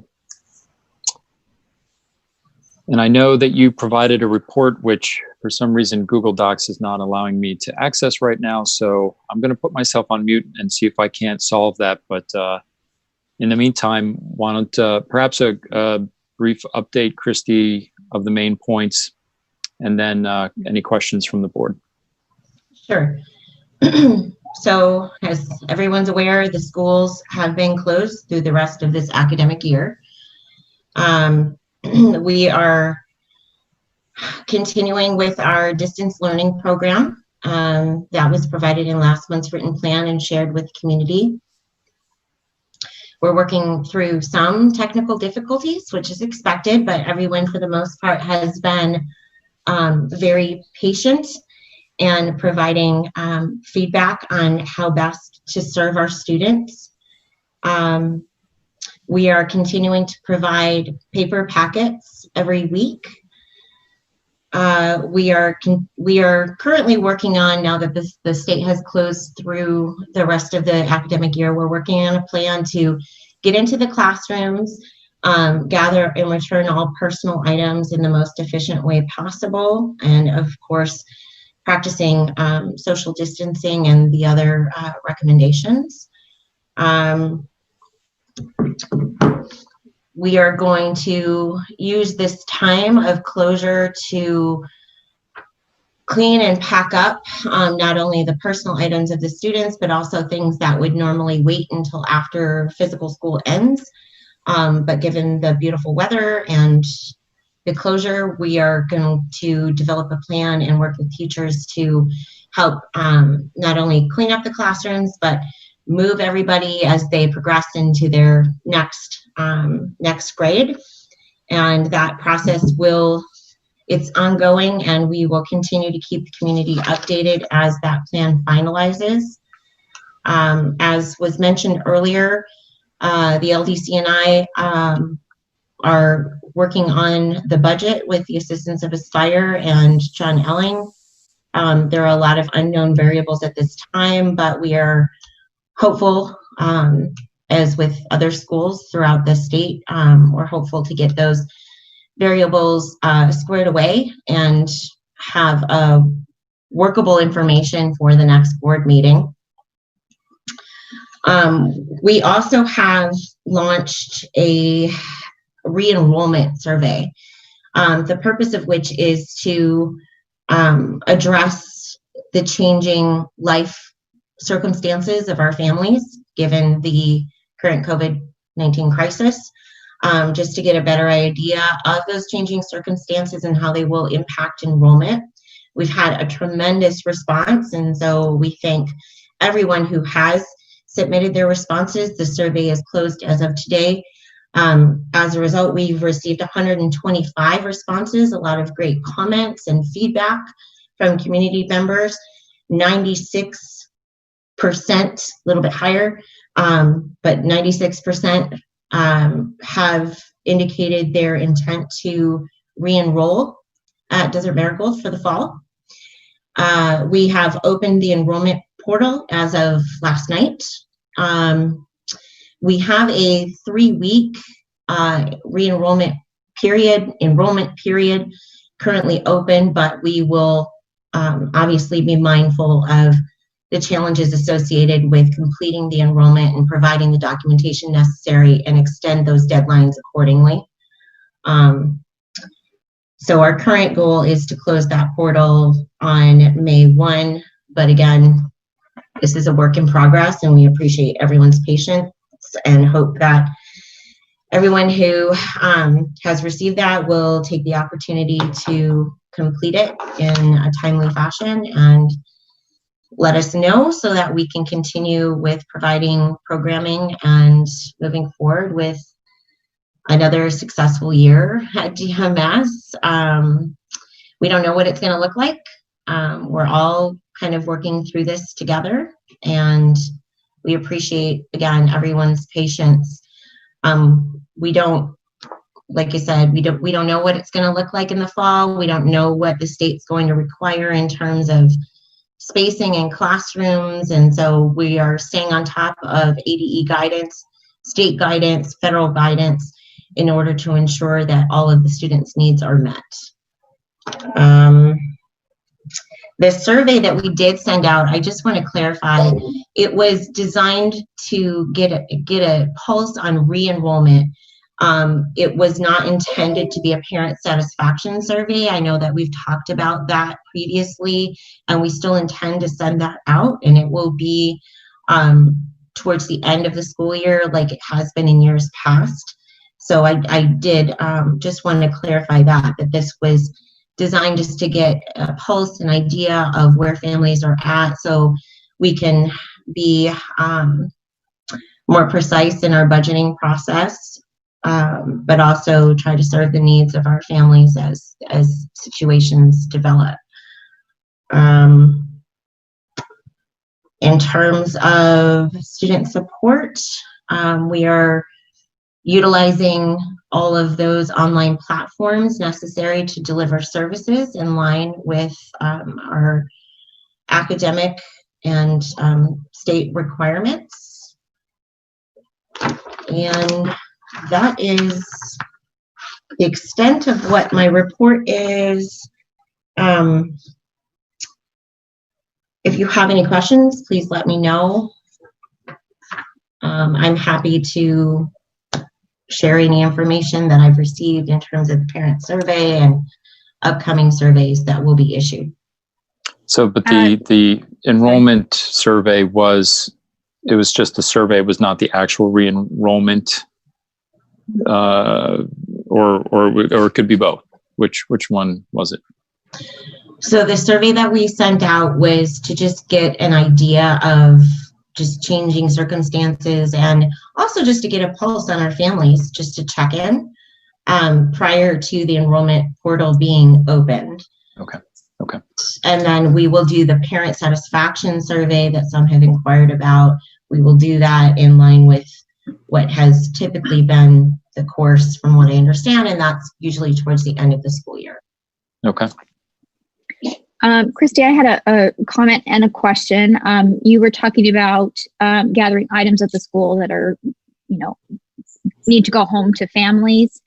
I attended the last parent council meeting, and there were many parents who were willing to offer their services to help with that. So if you are in need of people to do that, I would contact Michelle and go through parent council, and I'm down the street as well. I'm willing to help if that's something that you want. I know social distancing is, we need to follow all of those rules, but just an FYI. And I appreciate, oh, sorry, go ahead. It's moving on to my question. So if you have a comment, go for it. Oh, I was just going to say, I appreciate your offer and that of parent council and other parents who have reached out.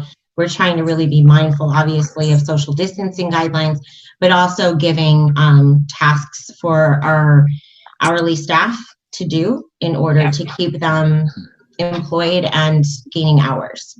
But we do appreciate our parents. Thank you very much. Okay. And then I had a question regarding student support services. I know that a lot of schools are offering, speech and OT through Zoom and whatever means. What does it look like from the end of people who need to be evaluated?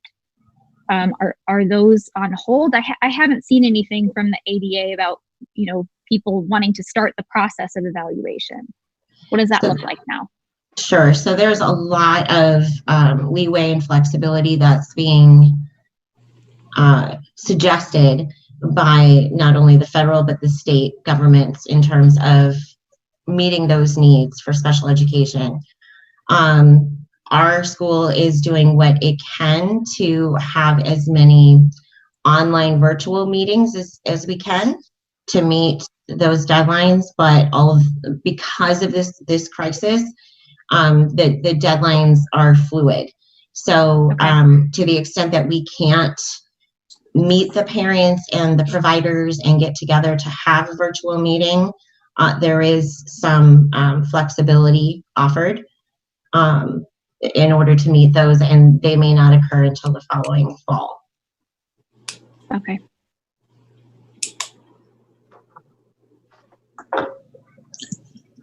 Christy, you mentioned in there, I think some having work for some of the hourly staff, and I think we've talked about it in the past in terms of projects. So it seems to me that maybe with the PPPL money here, it's an opportunity to do some of those things where we may otherwise be short of funds to do that. So to the extent you have things in mind, or the staff has things in mind, would you make sure to connect with John Elling so that we can factor that into the planning? Absolutely. We have a list going in terms of projects that need to be done both in the short term and the long term, and try to get a jump on the next academic year. Yeah. So yes, I can certainly provide that and loop John in very short order. Along those lines, is there a, and I think we may have had a loosely formed committee around this. If there are facilities needs that the school has, I think that would also be something that we'd be really interested in evaluating, or having a prioritized list of the school's facilities needs. I've heard a lot about the air conditioners, and maybe that they would be at the top of the list.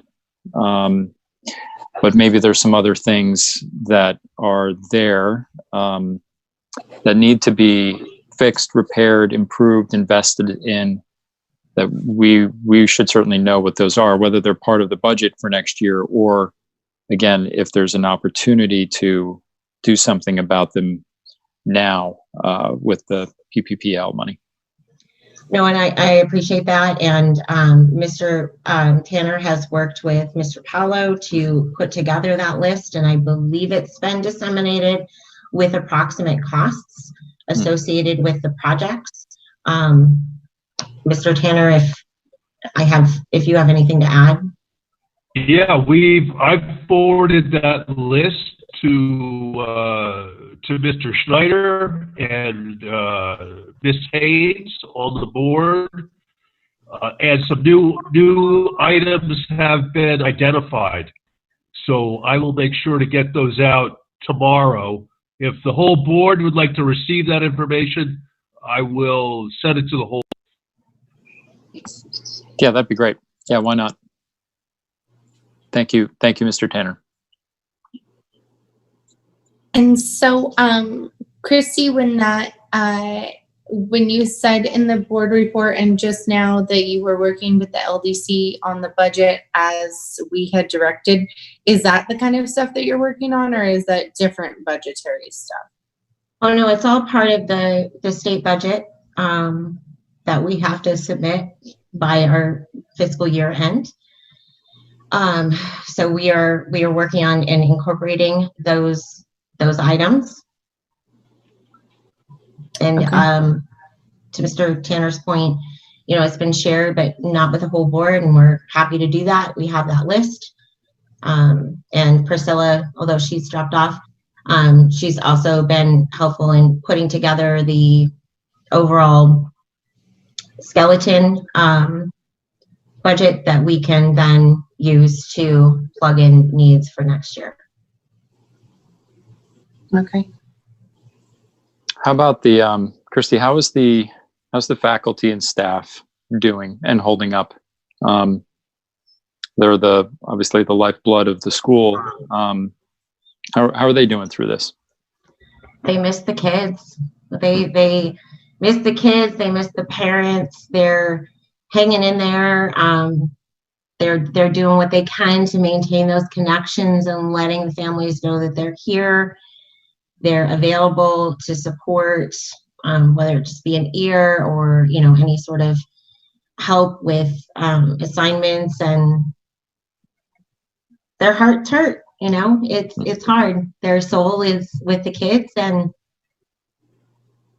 they're doing their best. They're communicating as much as they can, and send all of their well wishes to the families. Well, likewise, I'm sure we all would wish them, the entire staff, but yeah, in these unusual times, hope they're faring well and adjusting well, and not sure when it's all going to end, or what the world on the other side of this is going to look like. But yeah, we're thinking about them too. I've had a few, like, I guess just parents talk to me, and they were bringing up the specialty teachers. I was reading back through the remote learning plan. I just wanted to touch on kids are still receiving those services, right? They are. So specialty teachers are providing lessons and things to work on, and it's certainly been a challenge given our pedagogy and doing it remotely. But you know, it's a learning process, and we're working together and incorporating feedback and refining the process as best as possible. Awesome.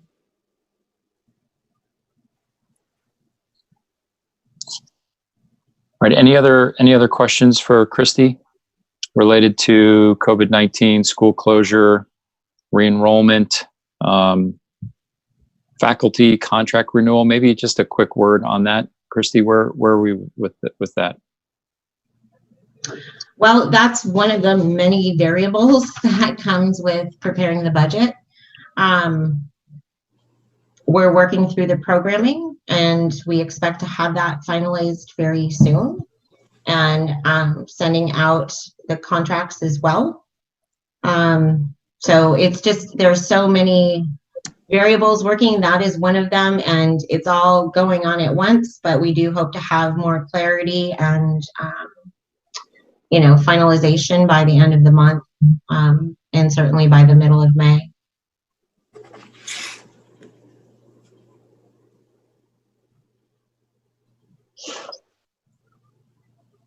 All right, gang. Any other questions for Christy? COVID-19 related stuff. Is there? I'm hoping this will be quick. Is there? Are we losing faculty or staff because of COVID-19? I'm hoping that with this PPPL blessing that we've gotten, we can, you know, retain people who, you know, and pay them because they're at least available for work, which I believe we can do even if they're not physically working 8 hours a day under this program. So can you let us know what our, you know, retention is looking like in terms of at least the hourly employees? Absolutely. So part of what our requirements were when the HB 2910 was approved by the governor is that we needed to reach out to our current faculty and staff, all of our employees, and find out whether they were able to commit to working, whether it be remotely or on campus. And then we have been looking at projects that can be completed both remotely and on campus while adhering to all of the social distancing and sanitation guidelines. We received a great response. Everybody's been available minus a couple who had some family issues that didn't enable them to continue, but they are poised to come back when school's back in session. And so we've had a couple go on furlough, but by choice and with full intention to bring them back. Excellent. Thank you. Mm-hmm.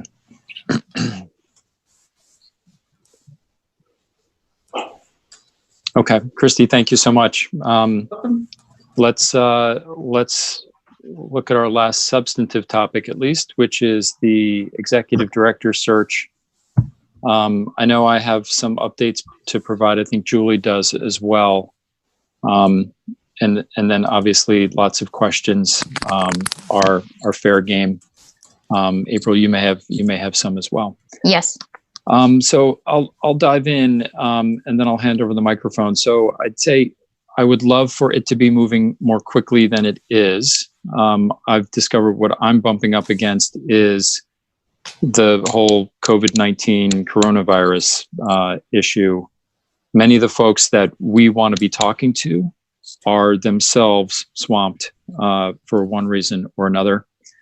But be that as it may, one of the things that I've done in the last couple of weeks is I did speak with Liz Bevan. You may recognize that name. Liz is the president of the board of the Alliance for Public Waldorf Education. The Alliance, we refer to the Alliance a lot of the time. The membership that DMS enjoys right now as a developing member is through the Alliance, that organization. So I was happy to chat with her. She's very helpful, very willing to assist and be supportive. She did pose some interesting questions to me, which I need to and want to put on the table for us to be thinking about. One of the things she said was, in her view, our school head does not need to be Waldorf trained.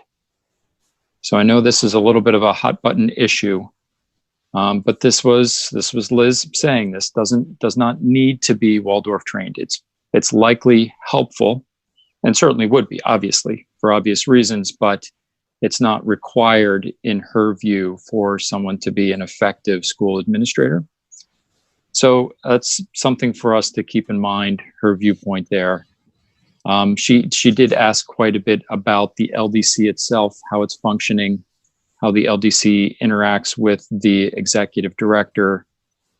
She asked a little bit about the leadership structure at the school and whether we would be changing it or not. So a lot to think about. I think they're the right questions. We don't have answers to those questions right now. I'm not sure we're even ready to debate them fully right now, but a lot to think about.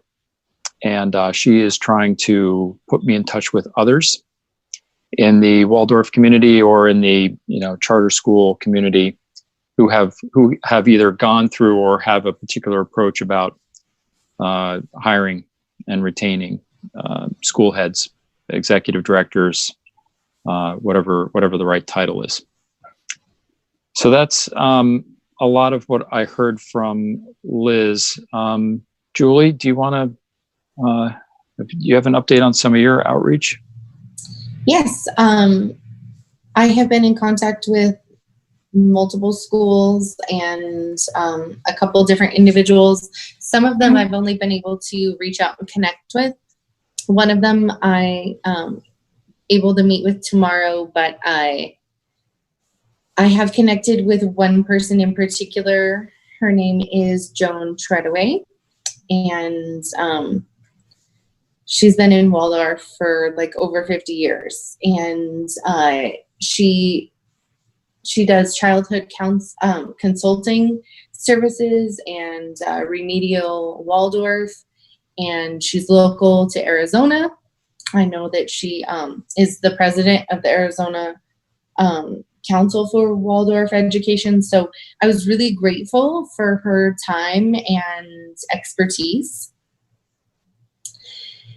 She brought up some things that were similar, like what are the goals for DMS? What is it that we want for DMS as a Waldorf school?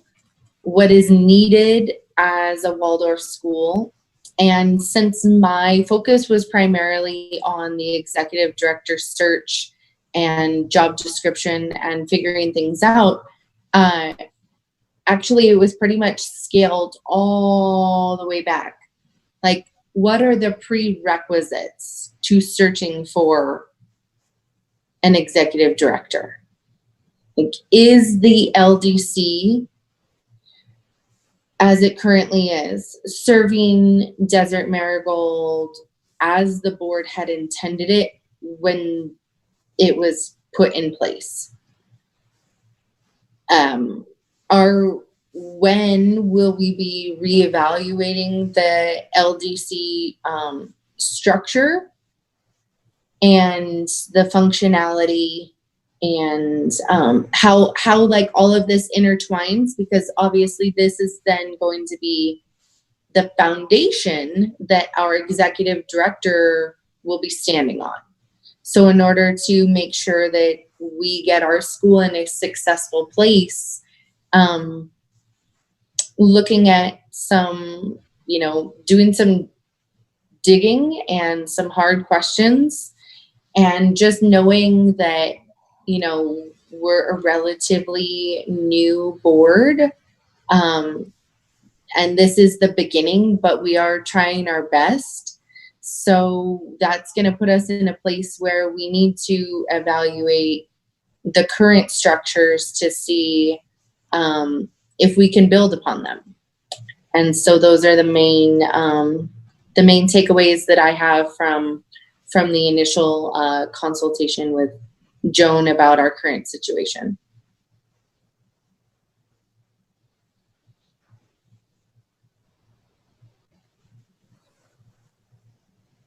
April, did you have other info? Yes. So I was tasked with just looking at not Waldorf schools, but charter schools in general and their makeup for the executive director and how their schools function. So I looked specifically at job descriptions, and one key takeaway that I had in revising our job description to update it was on the responsibility section, key responsibilities. There were a couple of schools that had it broken down. So things like school culture, teacher culture, things like that. And I have all of this written up. I'm happy to send that to the whole board or to Matt, however you want me to do that. But I would really love to adopt that when we are revising ours. I thought it was really helpful to really break that down. The other thing of importance was I talked to a head of school at a charter in Phoenix that is a Montessori charter. And two things that I learned, which I feel like will serve us well because they have sort of a similar setup as we do. So they have a head of school, which is their executive director position. And they, along with a CFO and an HR director, run sort of the business side of things. And then they serve elementary and middle school, and they also have an early childhood. So they have they have an early childhood director, an elementary director, and a middle school director. And I see that most definitely as our realm chairs, our LDC. So their head of school runs business operations, as I said, with the CFO and the HR director, and then they help to facilitate curriculum instruction with their directors of early childhood and so on and so forth. So it was just an interesting setup to see it separated like that, and just kind of goes along with, we've talked about needing someone to do finances for a long time, but I thought that was really relevant to the setup that we currently have and was very helpful to see that it works for them. If it works for another school that's been around that long, it's doable. It could work for us. I wonder if those directors of the different age groups have training in administration, because one of the things that was mentioned in my consultation is that just because a person A is a great person and B has Waldorf training doesn't necessarily, that's something we should look at. What are the values if we are going to continue with an LDC type setup? What are the traits we're looking for in those people to help this school build and be successful? Because the point was really driven home that this is something that needs to be looked at before, because I looked at job descriptions as well. And I felt like I was making some headway until I had, gotten more insights onto someone who really I consider to have a great deal of insight on this information, to steering us into just really looking within ourselves. What do we want? What do we need? Is this serving us? Is it doing what it was designed to do? And then how can we set our future executive director up for success by having this awesome foundation? Yeah. Something that I did request from that head of school was not only her job description, but the job description of others that she's working with in her makeup of the administration. So hopefully, she said she would get that to me next week. And I said, as soon as possible would be great. Okay. So hopefully that will be coming my way. And I've sent out more emails as well and just haven't gotten any traction. But in all reality, I feel like that school setup was the most that related to our current situation. But I will present that information or hand that out, as I get it.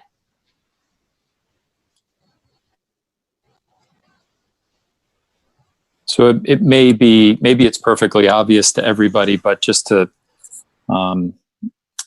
say it out loud, the job description for the executive director will outline the things that the executive director is responsible for, obviously. But then there are other things that the executive director is not responsible for, and so therefore they would not be in the job description.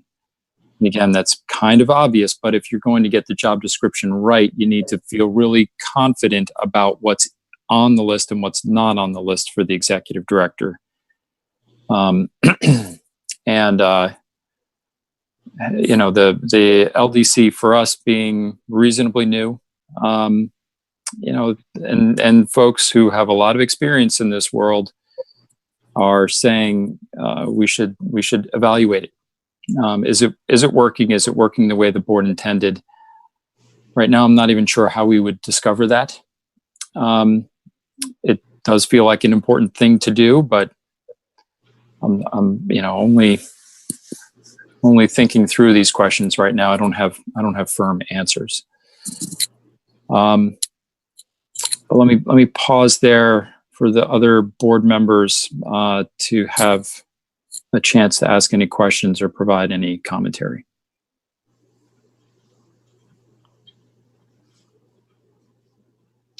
Just one question. Have you, I guess I can't say the word committee, as a work group, have you determined a timeline moving forward and when we want to have certain steps done to be able to actually put this out there and get applicants in? No, I haven't. I don't know if Julie or April, if you have.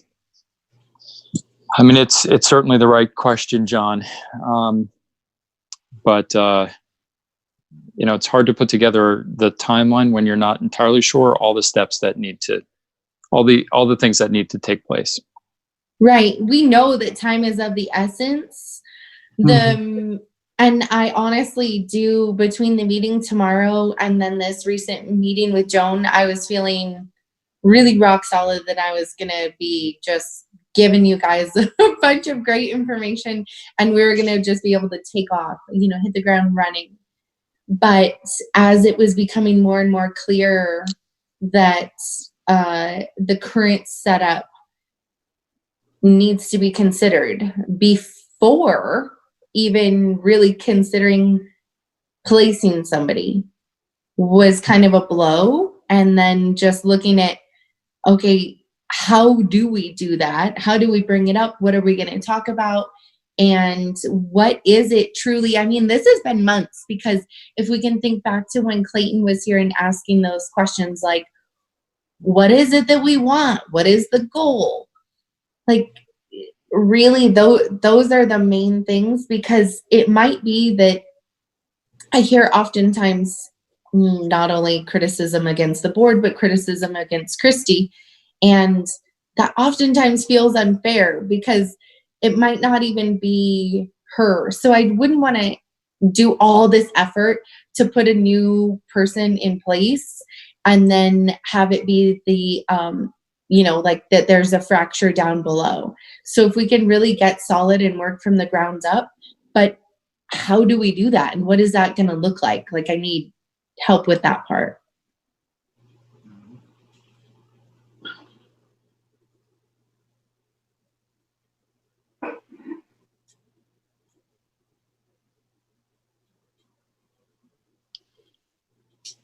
Gregory or Mr. Tanner, any questions, comments?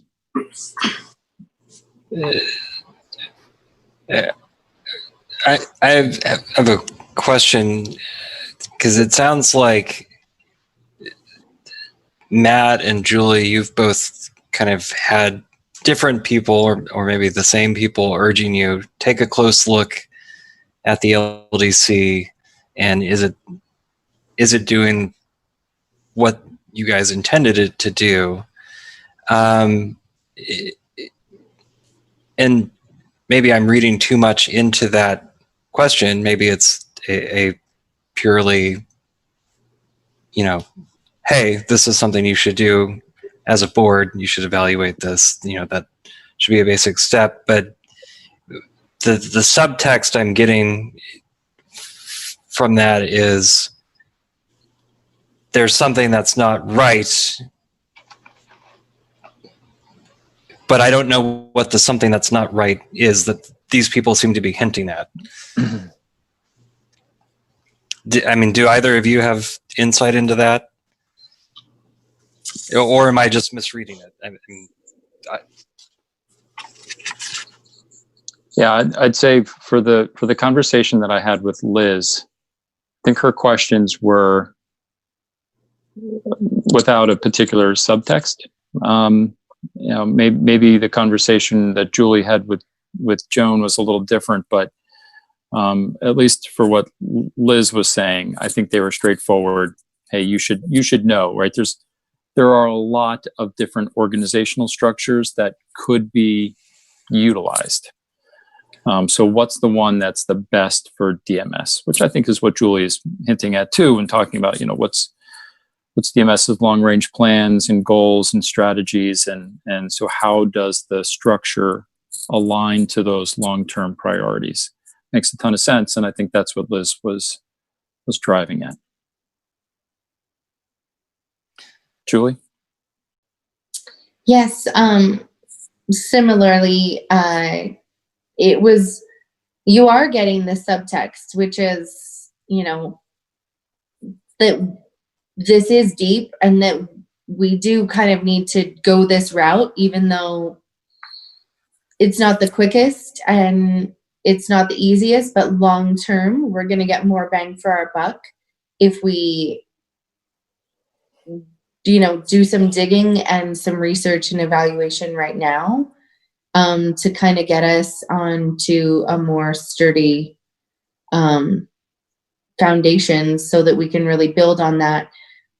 I mean, that's not necessarily saying that there is a change, but just that mainly even we should know it better so that we understand it and we know who we're placing into what position, because that was the main point, is just that pump the brakes on executive director and try to figure out what our goals are so that we can evaluate the leadership setup and decide if that's the right setup for us at this point. Yeah, I mean, I've not been on the board terribly long, but I've been on long enough to know that we not long ago kind of did this deep soul searching as a school about what kind of leadership and governance structure we want to have that involved a pretty intensive inquiry involving the teachers and the community and administration And all of that happened in the wake of the board removing an executive director. So I'm not saying it's a bad idea to check in and see that these things are working and see how this process is going as it plays out. But I'm a little hesitant to say, yes, let's start afresh and say, what do we want as a school? I think we've done that recently enough that we have a pretty clear idea after a lot of investigation about what we want and what we wanted to do. That doesn't mean that there might need to be some course correction or some evaluation along the way. But I'm just a little skeptical that we need to pause everything and say, let's start from scratch. Yeah, and that's, I'm really happy for the opportunity for us to have this, in essence, this dialogue, because there is history here. I'm aware of that there was the transition planning work group, I believe is the title or something close to that. I know some materials were put together as part of that. I would love to see those. If there's somebody who we think was central to that body of work and could talk to us about how we got there, that might be really helpful for us to hear it. Yeah. I heard what you just said and I felt your emotion behind it. And I know that I'm new. But from where I'm seated,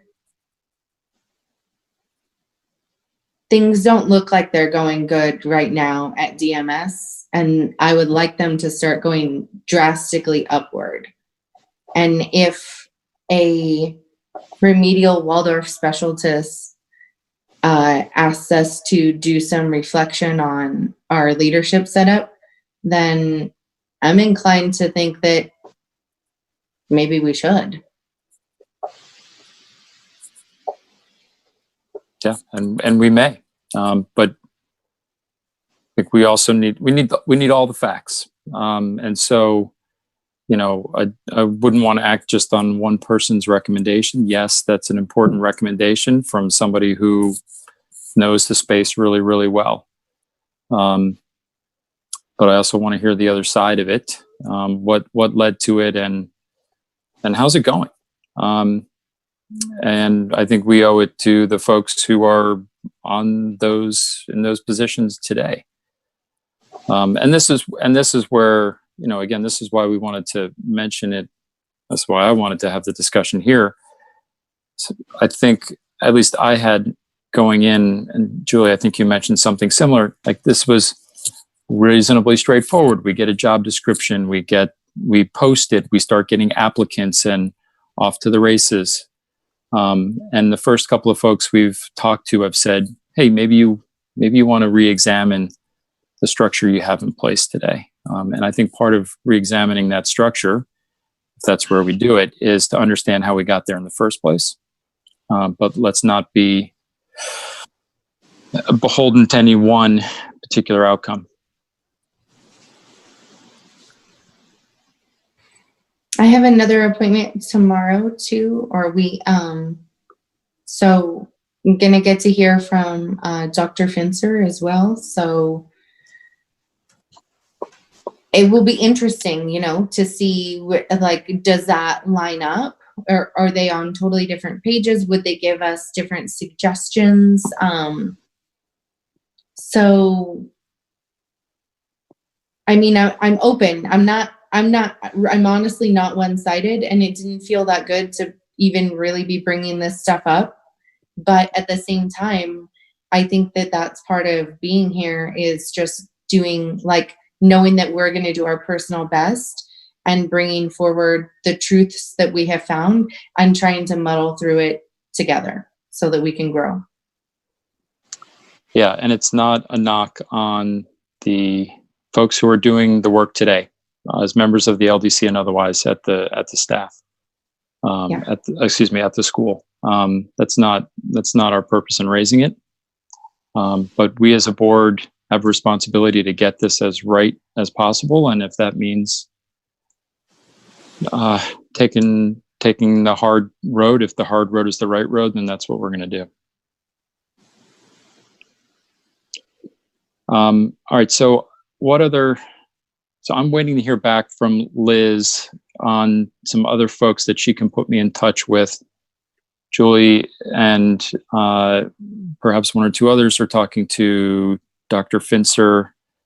What else, Julie and April, do you have going on in this space?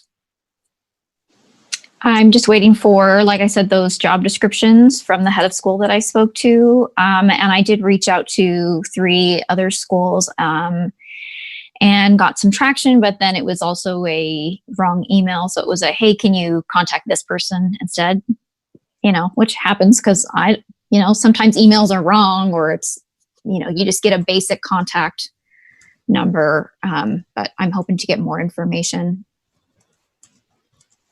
Yeah, I have a few more people lined up that just basically haven't been able to connect yet, who were willing to share. I did some searches and really narrowed it down to other K-12 Waldorfs and full members, and then kind of did a search from there and been in contact.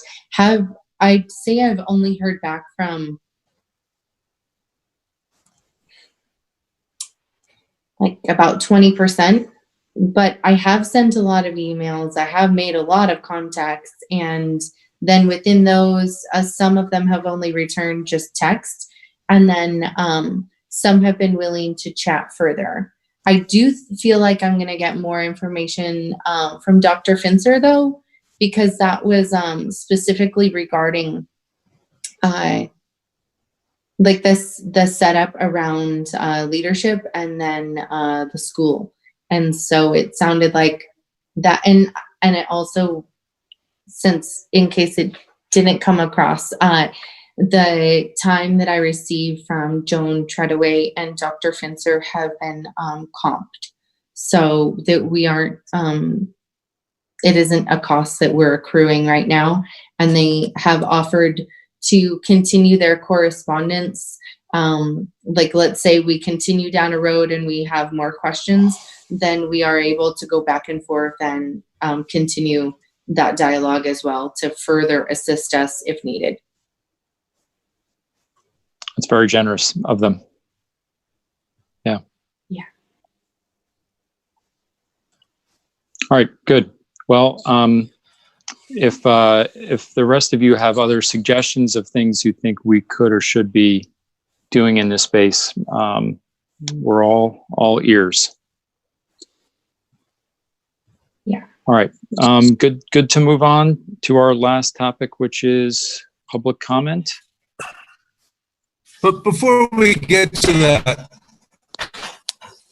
why not have a conversation with the LDC? Why go to all these second and third parties? Why not have a conversation with the LDC and ask questions about whatever you want to know?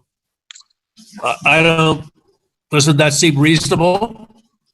Yeah. Yeah, I'm ready to Yeah. do that.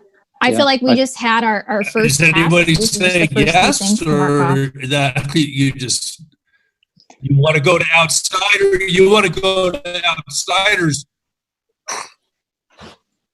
No, I think you we have wanna the do all people of that are Yeah. running the school. Why not ask them how and why we are where we are? Well, I think you should, but I think you've got the people right there. Why not take advantage of that? It just seems obvious to me, but you don't want to do it that way. No, Yeah, I think we do want to. I think we were just at sort of the first steps of the tasks that we were given. absolutely right. Yep. Certainly talking to the LDC and possibly other faculty members as well. We want it, we want to hear voices. So yeah. Yeah, we Just- want the input. I'll give you input. I've been at the school since 2004. So that's as long as anybody else who's been writing letters. So ask me. I can tell you things for sure. I'd be happy to. Great. Can we, Matt, I know we just had open meeting law training, but I'm still shaky with my facts. Would it be appropriate for the three of us to meet with all of the LDC, or do we need to pare that down to fewer board members, talking with them? I would love to do that as Honestly, part of I our don't- research. Yeah. I don't know. I guess short Okay. answer is I don't know. Okay. Yeah, let's think about that, and how do we efficiently do this? Yeah. I just know I'm at a standstill with my research, because at this point I've reached out to the people I've have reached out to, and I'm waiting for them to respond to me. So I'm at the twiddling thumbs stage of research, and I'm ready to move on to other things. And I would love to have a meeting and speak to the LDC and get their input. Well, I think if it's just you, April, that's probably fine. John, Tanner, you'd probably just have to only wear your LDC member hat at that time, not your board member hat. I think there's some, I don't know what the right word is, practice. We're supposed to inform Christy whenever we talk to a staff member. It's something like that. I seem to recall I saw somewhere. But I'm sure we can take care of that as well. Okay, what do you want me to do? Do you want me to reach out to Christy and find out the, facts about that and go from there? And just keep you informed? Christy, is there anything we need to do to inform you when we're engaging with the staff? I am not aware of any requirement to that effect. But to John's point, I think it would be helpful, given the short amount of time of engaging in this exercise, less than 2 years, and really not, finalizing it for it's been maybe a year. I think it would be great for members of the board, and I know the LDC would welcome the opportunity to speak to certain members in order to help facilitate the best road going forward.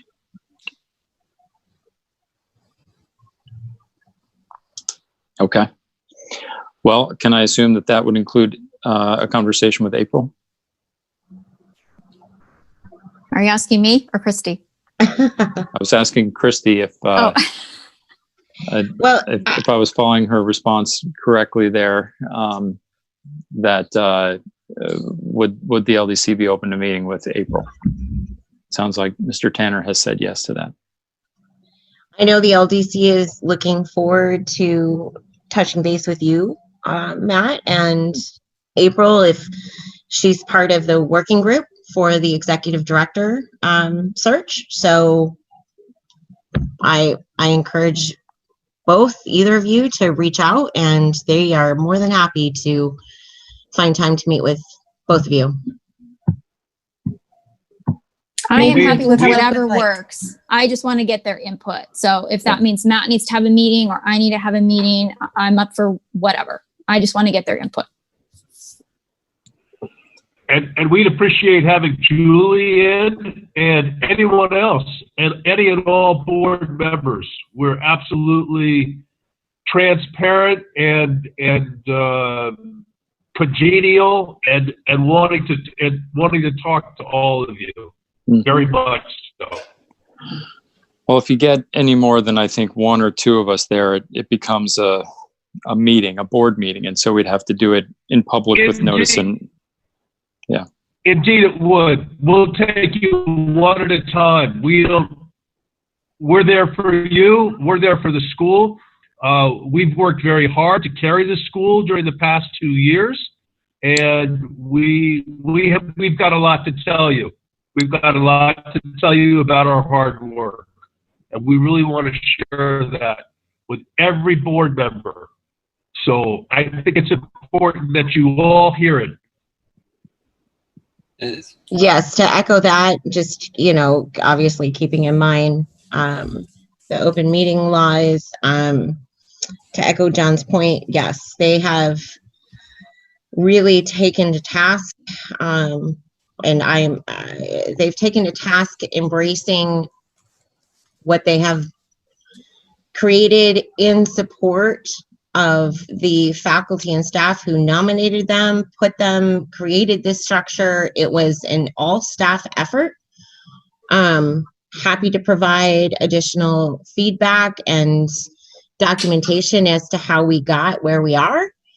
And they are looking forward to speaking with any or all of you. And I would hope that those, whether it be singular or multiple, those conversations come soon.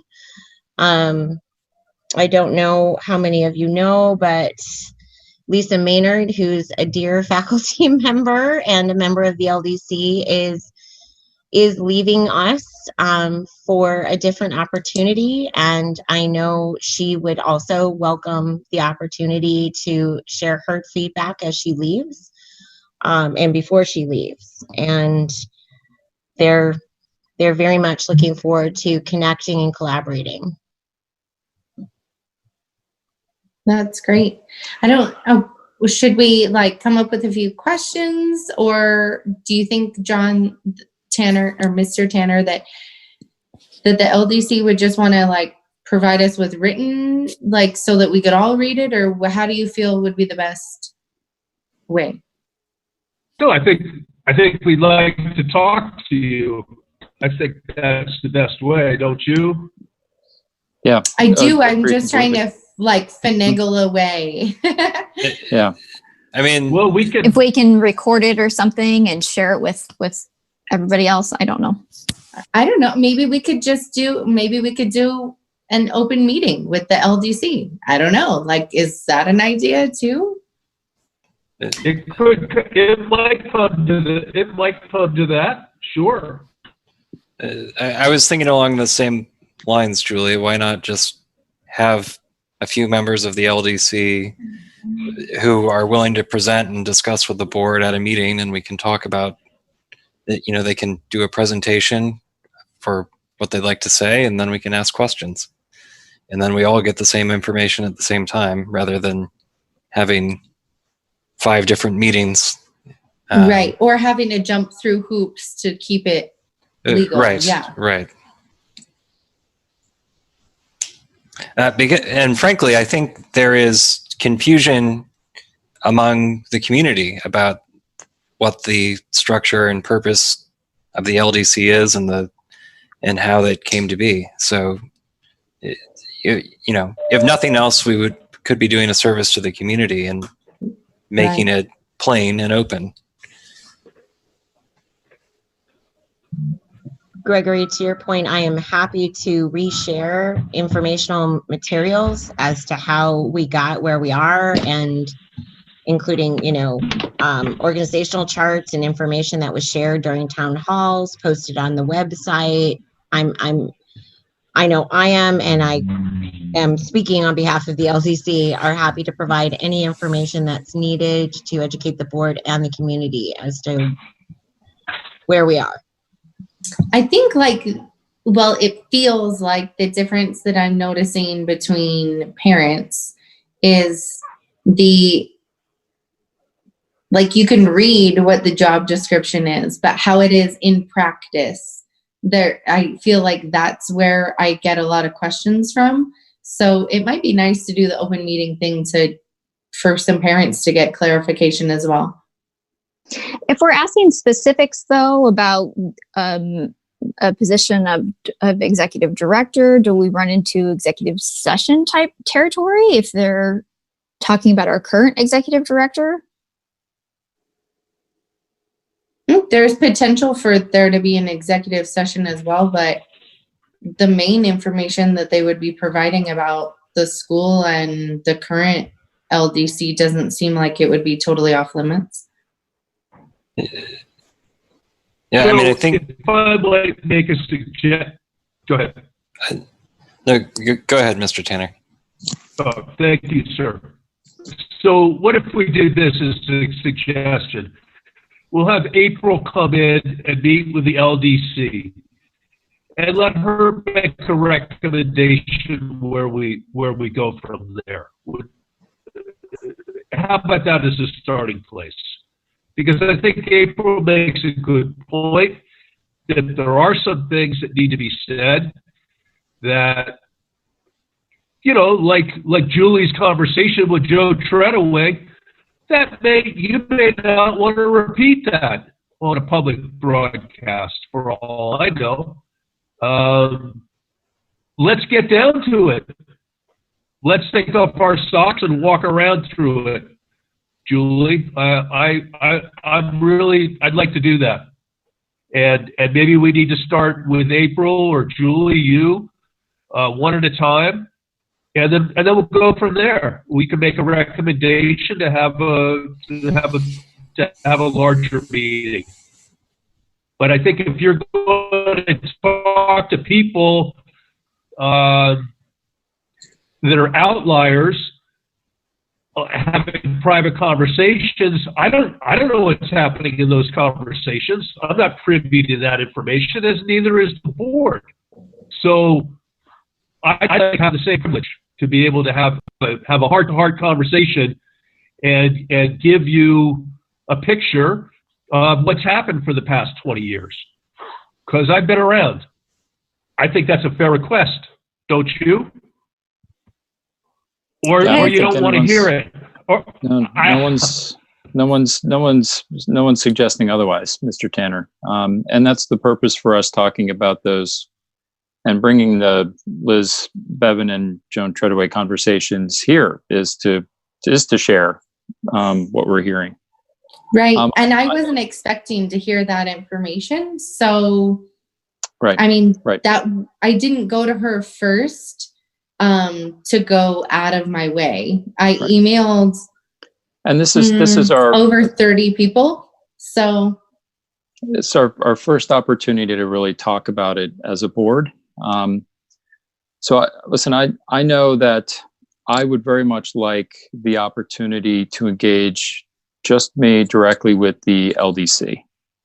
I think as board president, I should have a pathway, and I would be very much interested in meeting with them. It's a shame it won't be in person, because I would like to, get to know folks a little bit better. But I'm very interested in what that group has to say, and I think I don't see any reason why we couldn't do both. I would love a one-to-one, so to speak, conversation with the group. If April and or Julie would like the same, and you guys are open to it, great. If we think a public meeting would be helpful for the board collectively, great. I don't know that the board right now needs to solve any lack of clarity that the community has around the LDC. That may come from this process. To me, that wouldn't be the reason to have that meeting. But the reason would be the board has questions, the board wants to learn and understand. And I'm sure we could conduct ourselves in a way that it does not get into any particular people or conversations about individuals.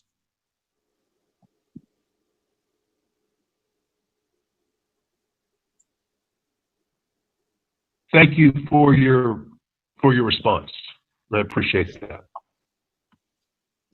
So I know that I'd like to meet with that group, and maybe Christy, I can work with you to arrange that. April, Julie, do you also want those types of interactions? I'm happy to have you start and just go from there and make decisions based on that. But I worry about an open meeting format, because if the point is for us to get substance. I think we need, teachers feeling comfortable and being able to be candid and honest. And I want them to be comfortable. And I think that privacy is key if we're going to get all of the information that we need to make our decisions about what we want to do. I would be happy to piggyback if there's room with Matt, or to have a whole group, interaction.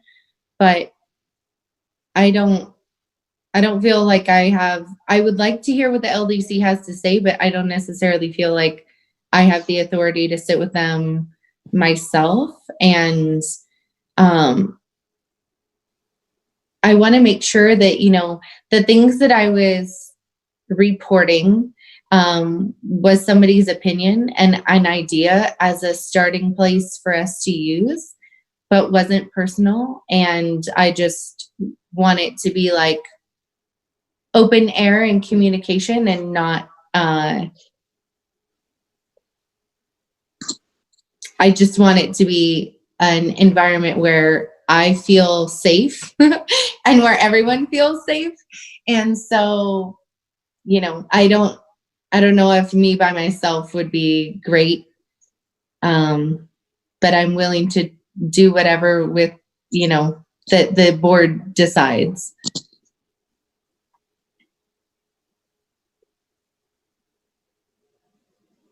Well, why don't certainly I'll get started, and I'll try and sit down with the group. We can also decide later whether we feel an LDC open meeting needs to happen. We don't need to figure that out right now. That could certainly come later, should things change. Sounds good to me. Good. Gregory, are you good? All right. All right. Then last item is public comment. Unless, did I miss anything agenda-wise? I don't think I did. Nope. All right, so a couple of quick reminders. The board is not required to accept public comments. We do it at our discretion. And so that could change at any time. We do have guidelines on the website and also in the agenda notice. And we've indicated that because of the virtual nature of things right now, we have those guidelines in place. And if it does not meet those guidelines, we won't read it. And a reminder to board members that we cannot respond to the comments themselves unless they contain criticism, in which case the open meeting law does permit us to respond to criticism. We did receive a few, and I'm going to go ahead and read those.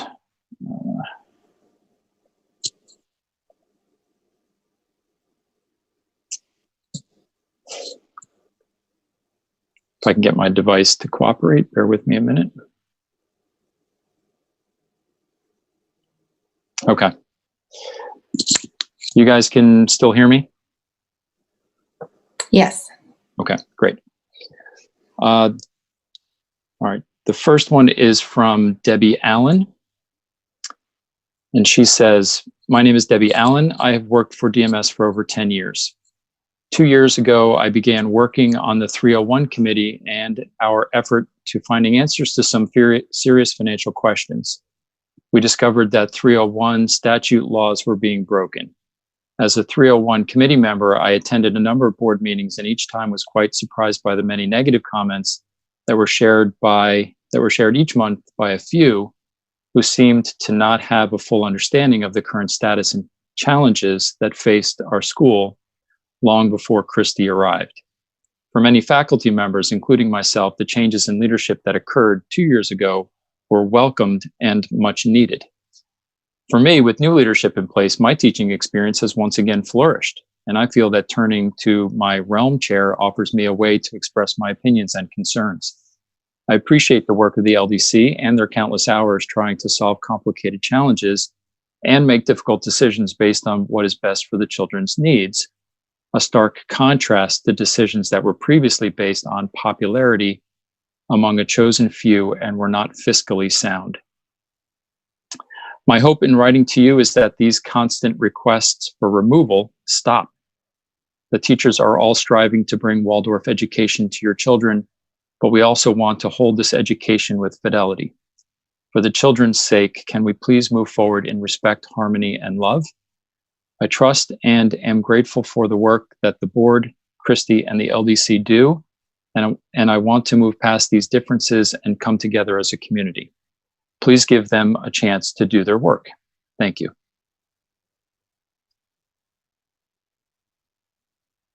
The next one is from Logan Carrera. And Logan says, I strongly recommend each board member to reevaluate the governing structure of our school to ensure that it meets the standards set by other successful public Waldorf schools.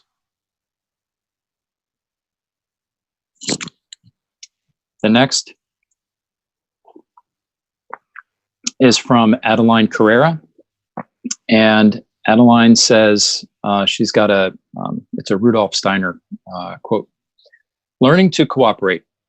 In a community of human beings working together, the well-being of the community will be greater the less the individual claims for himself the proceeds of the work he has himself done, i.e., the more of these proceeds he makes over to his fellow workers, and the more his own requirements are satisfied, not out of his own work done, but out of work done by others. And that's a Rudolf Steiner quote. The next one is from Barb Cunningham. And Barb says, thank you for this opportunity to speak publicly. I'm a parent that, like many, want what's best for the greatest good for our school. I realize that half of you are brand new to our board and the other half are newish. In less than a year's time, you have lost 6 teammates: Jimmy, Sandra, Heather, Julie C., Jessica, Clayton. Sorry if I have missed anyone. Does that seem excessive for such a short period of time? Do you wonder why we continue to lose Waldorf-trained teachers when we are the only Waldorf school in Phoenix?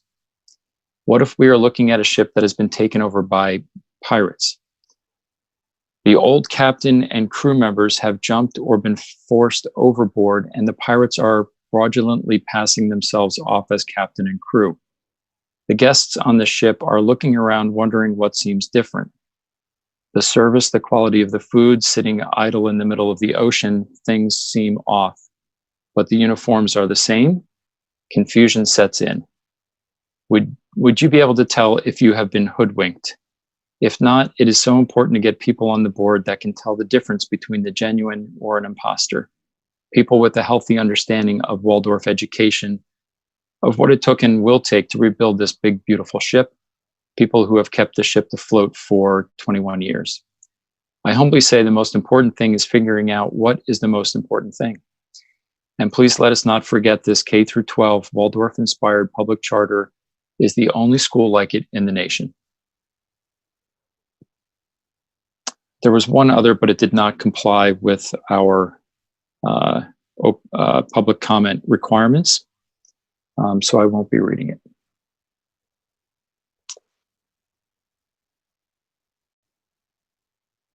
All right, so those were the public comments. And if there's nothing further, I was going to read the closing verse. So is there anything else? We have to have a motion to adjourn the meeting. I'll second the motion, Julie. Discussion? All right, all in favor? Aye. Look, that looks unanimous.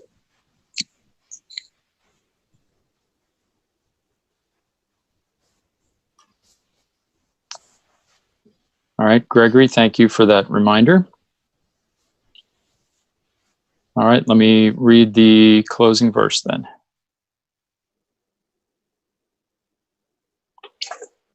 The most important tasks for humankind today and in the future is that we should learn to live together and understand one another. If this human fellowship is not achieved, all talk of development is empty. And that's from Rudolf Steiner.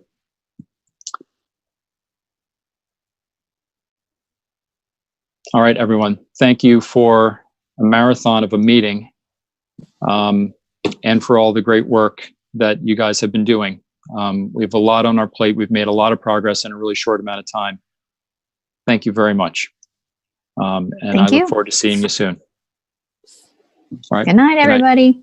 Good night.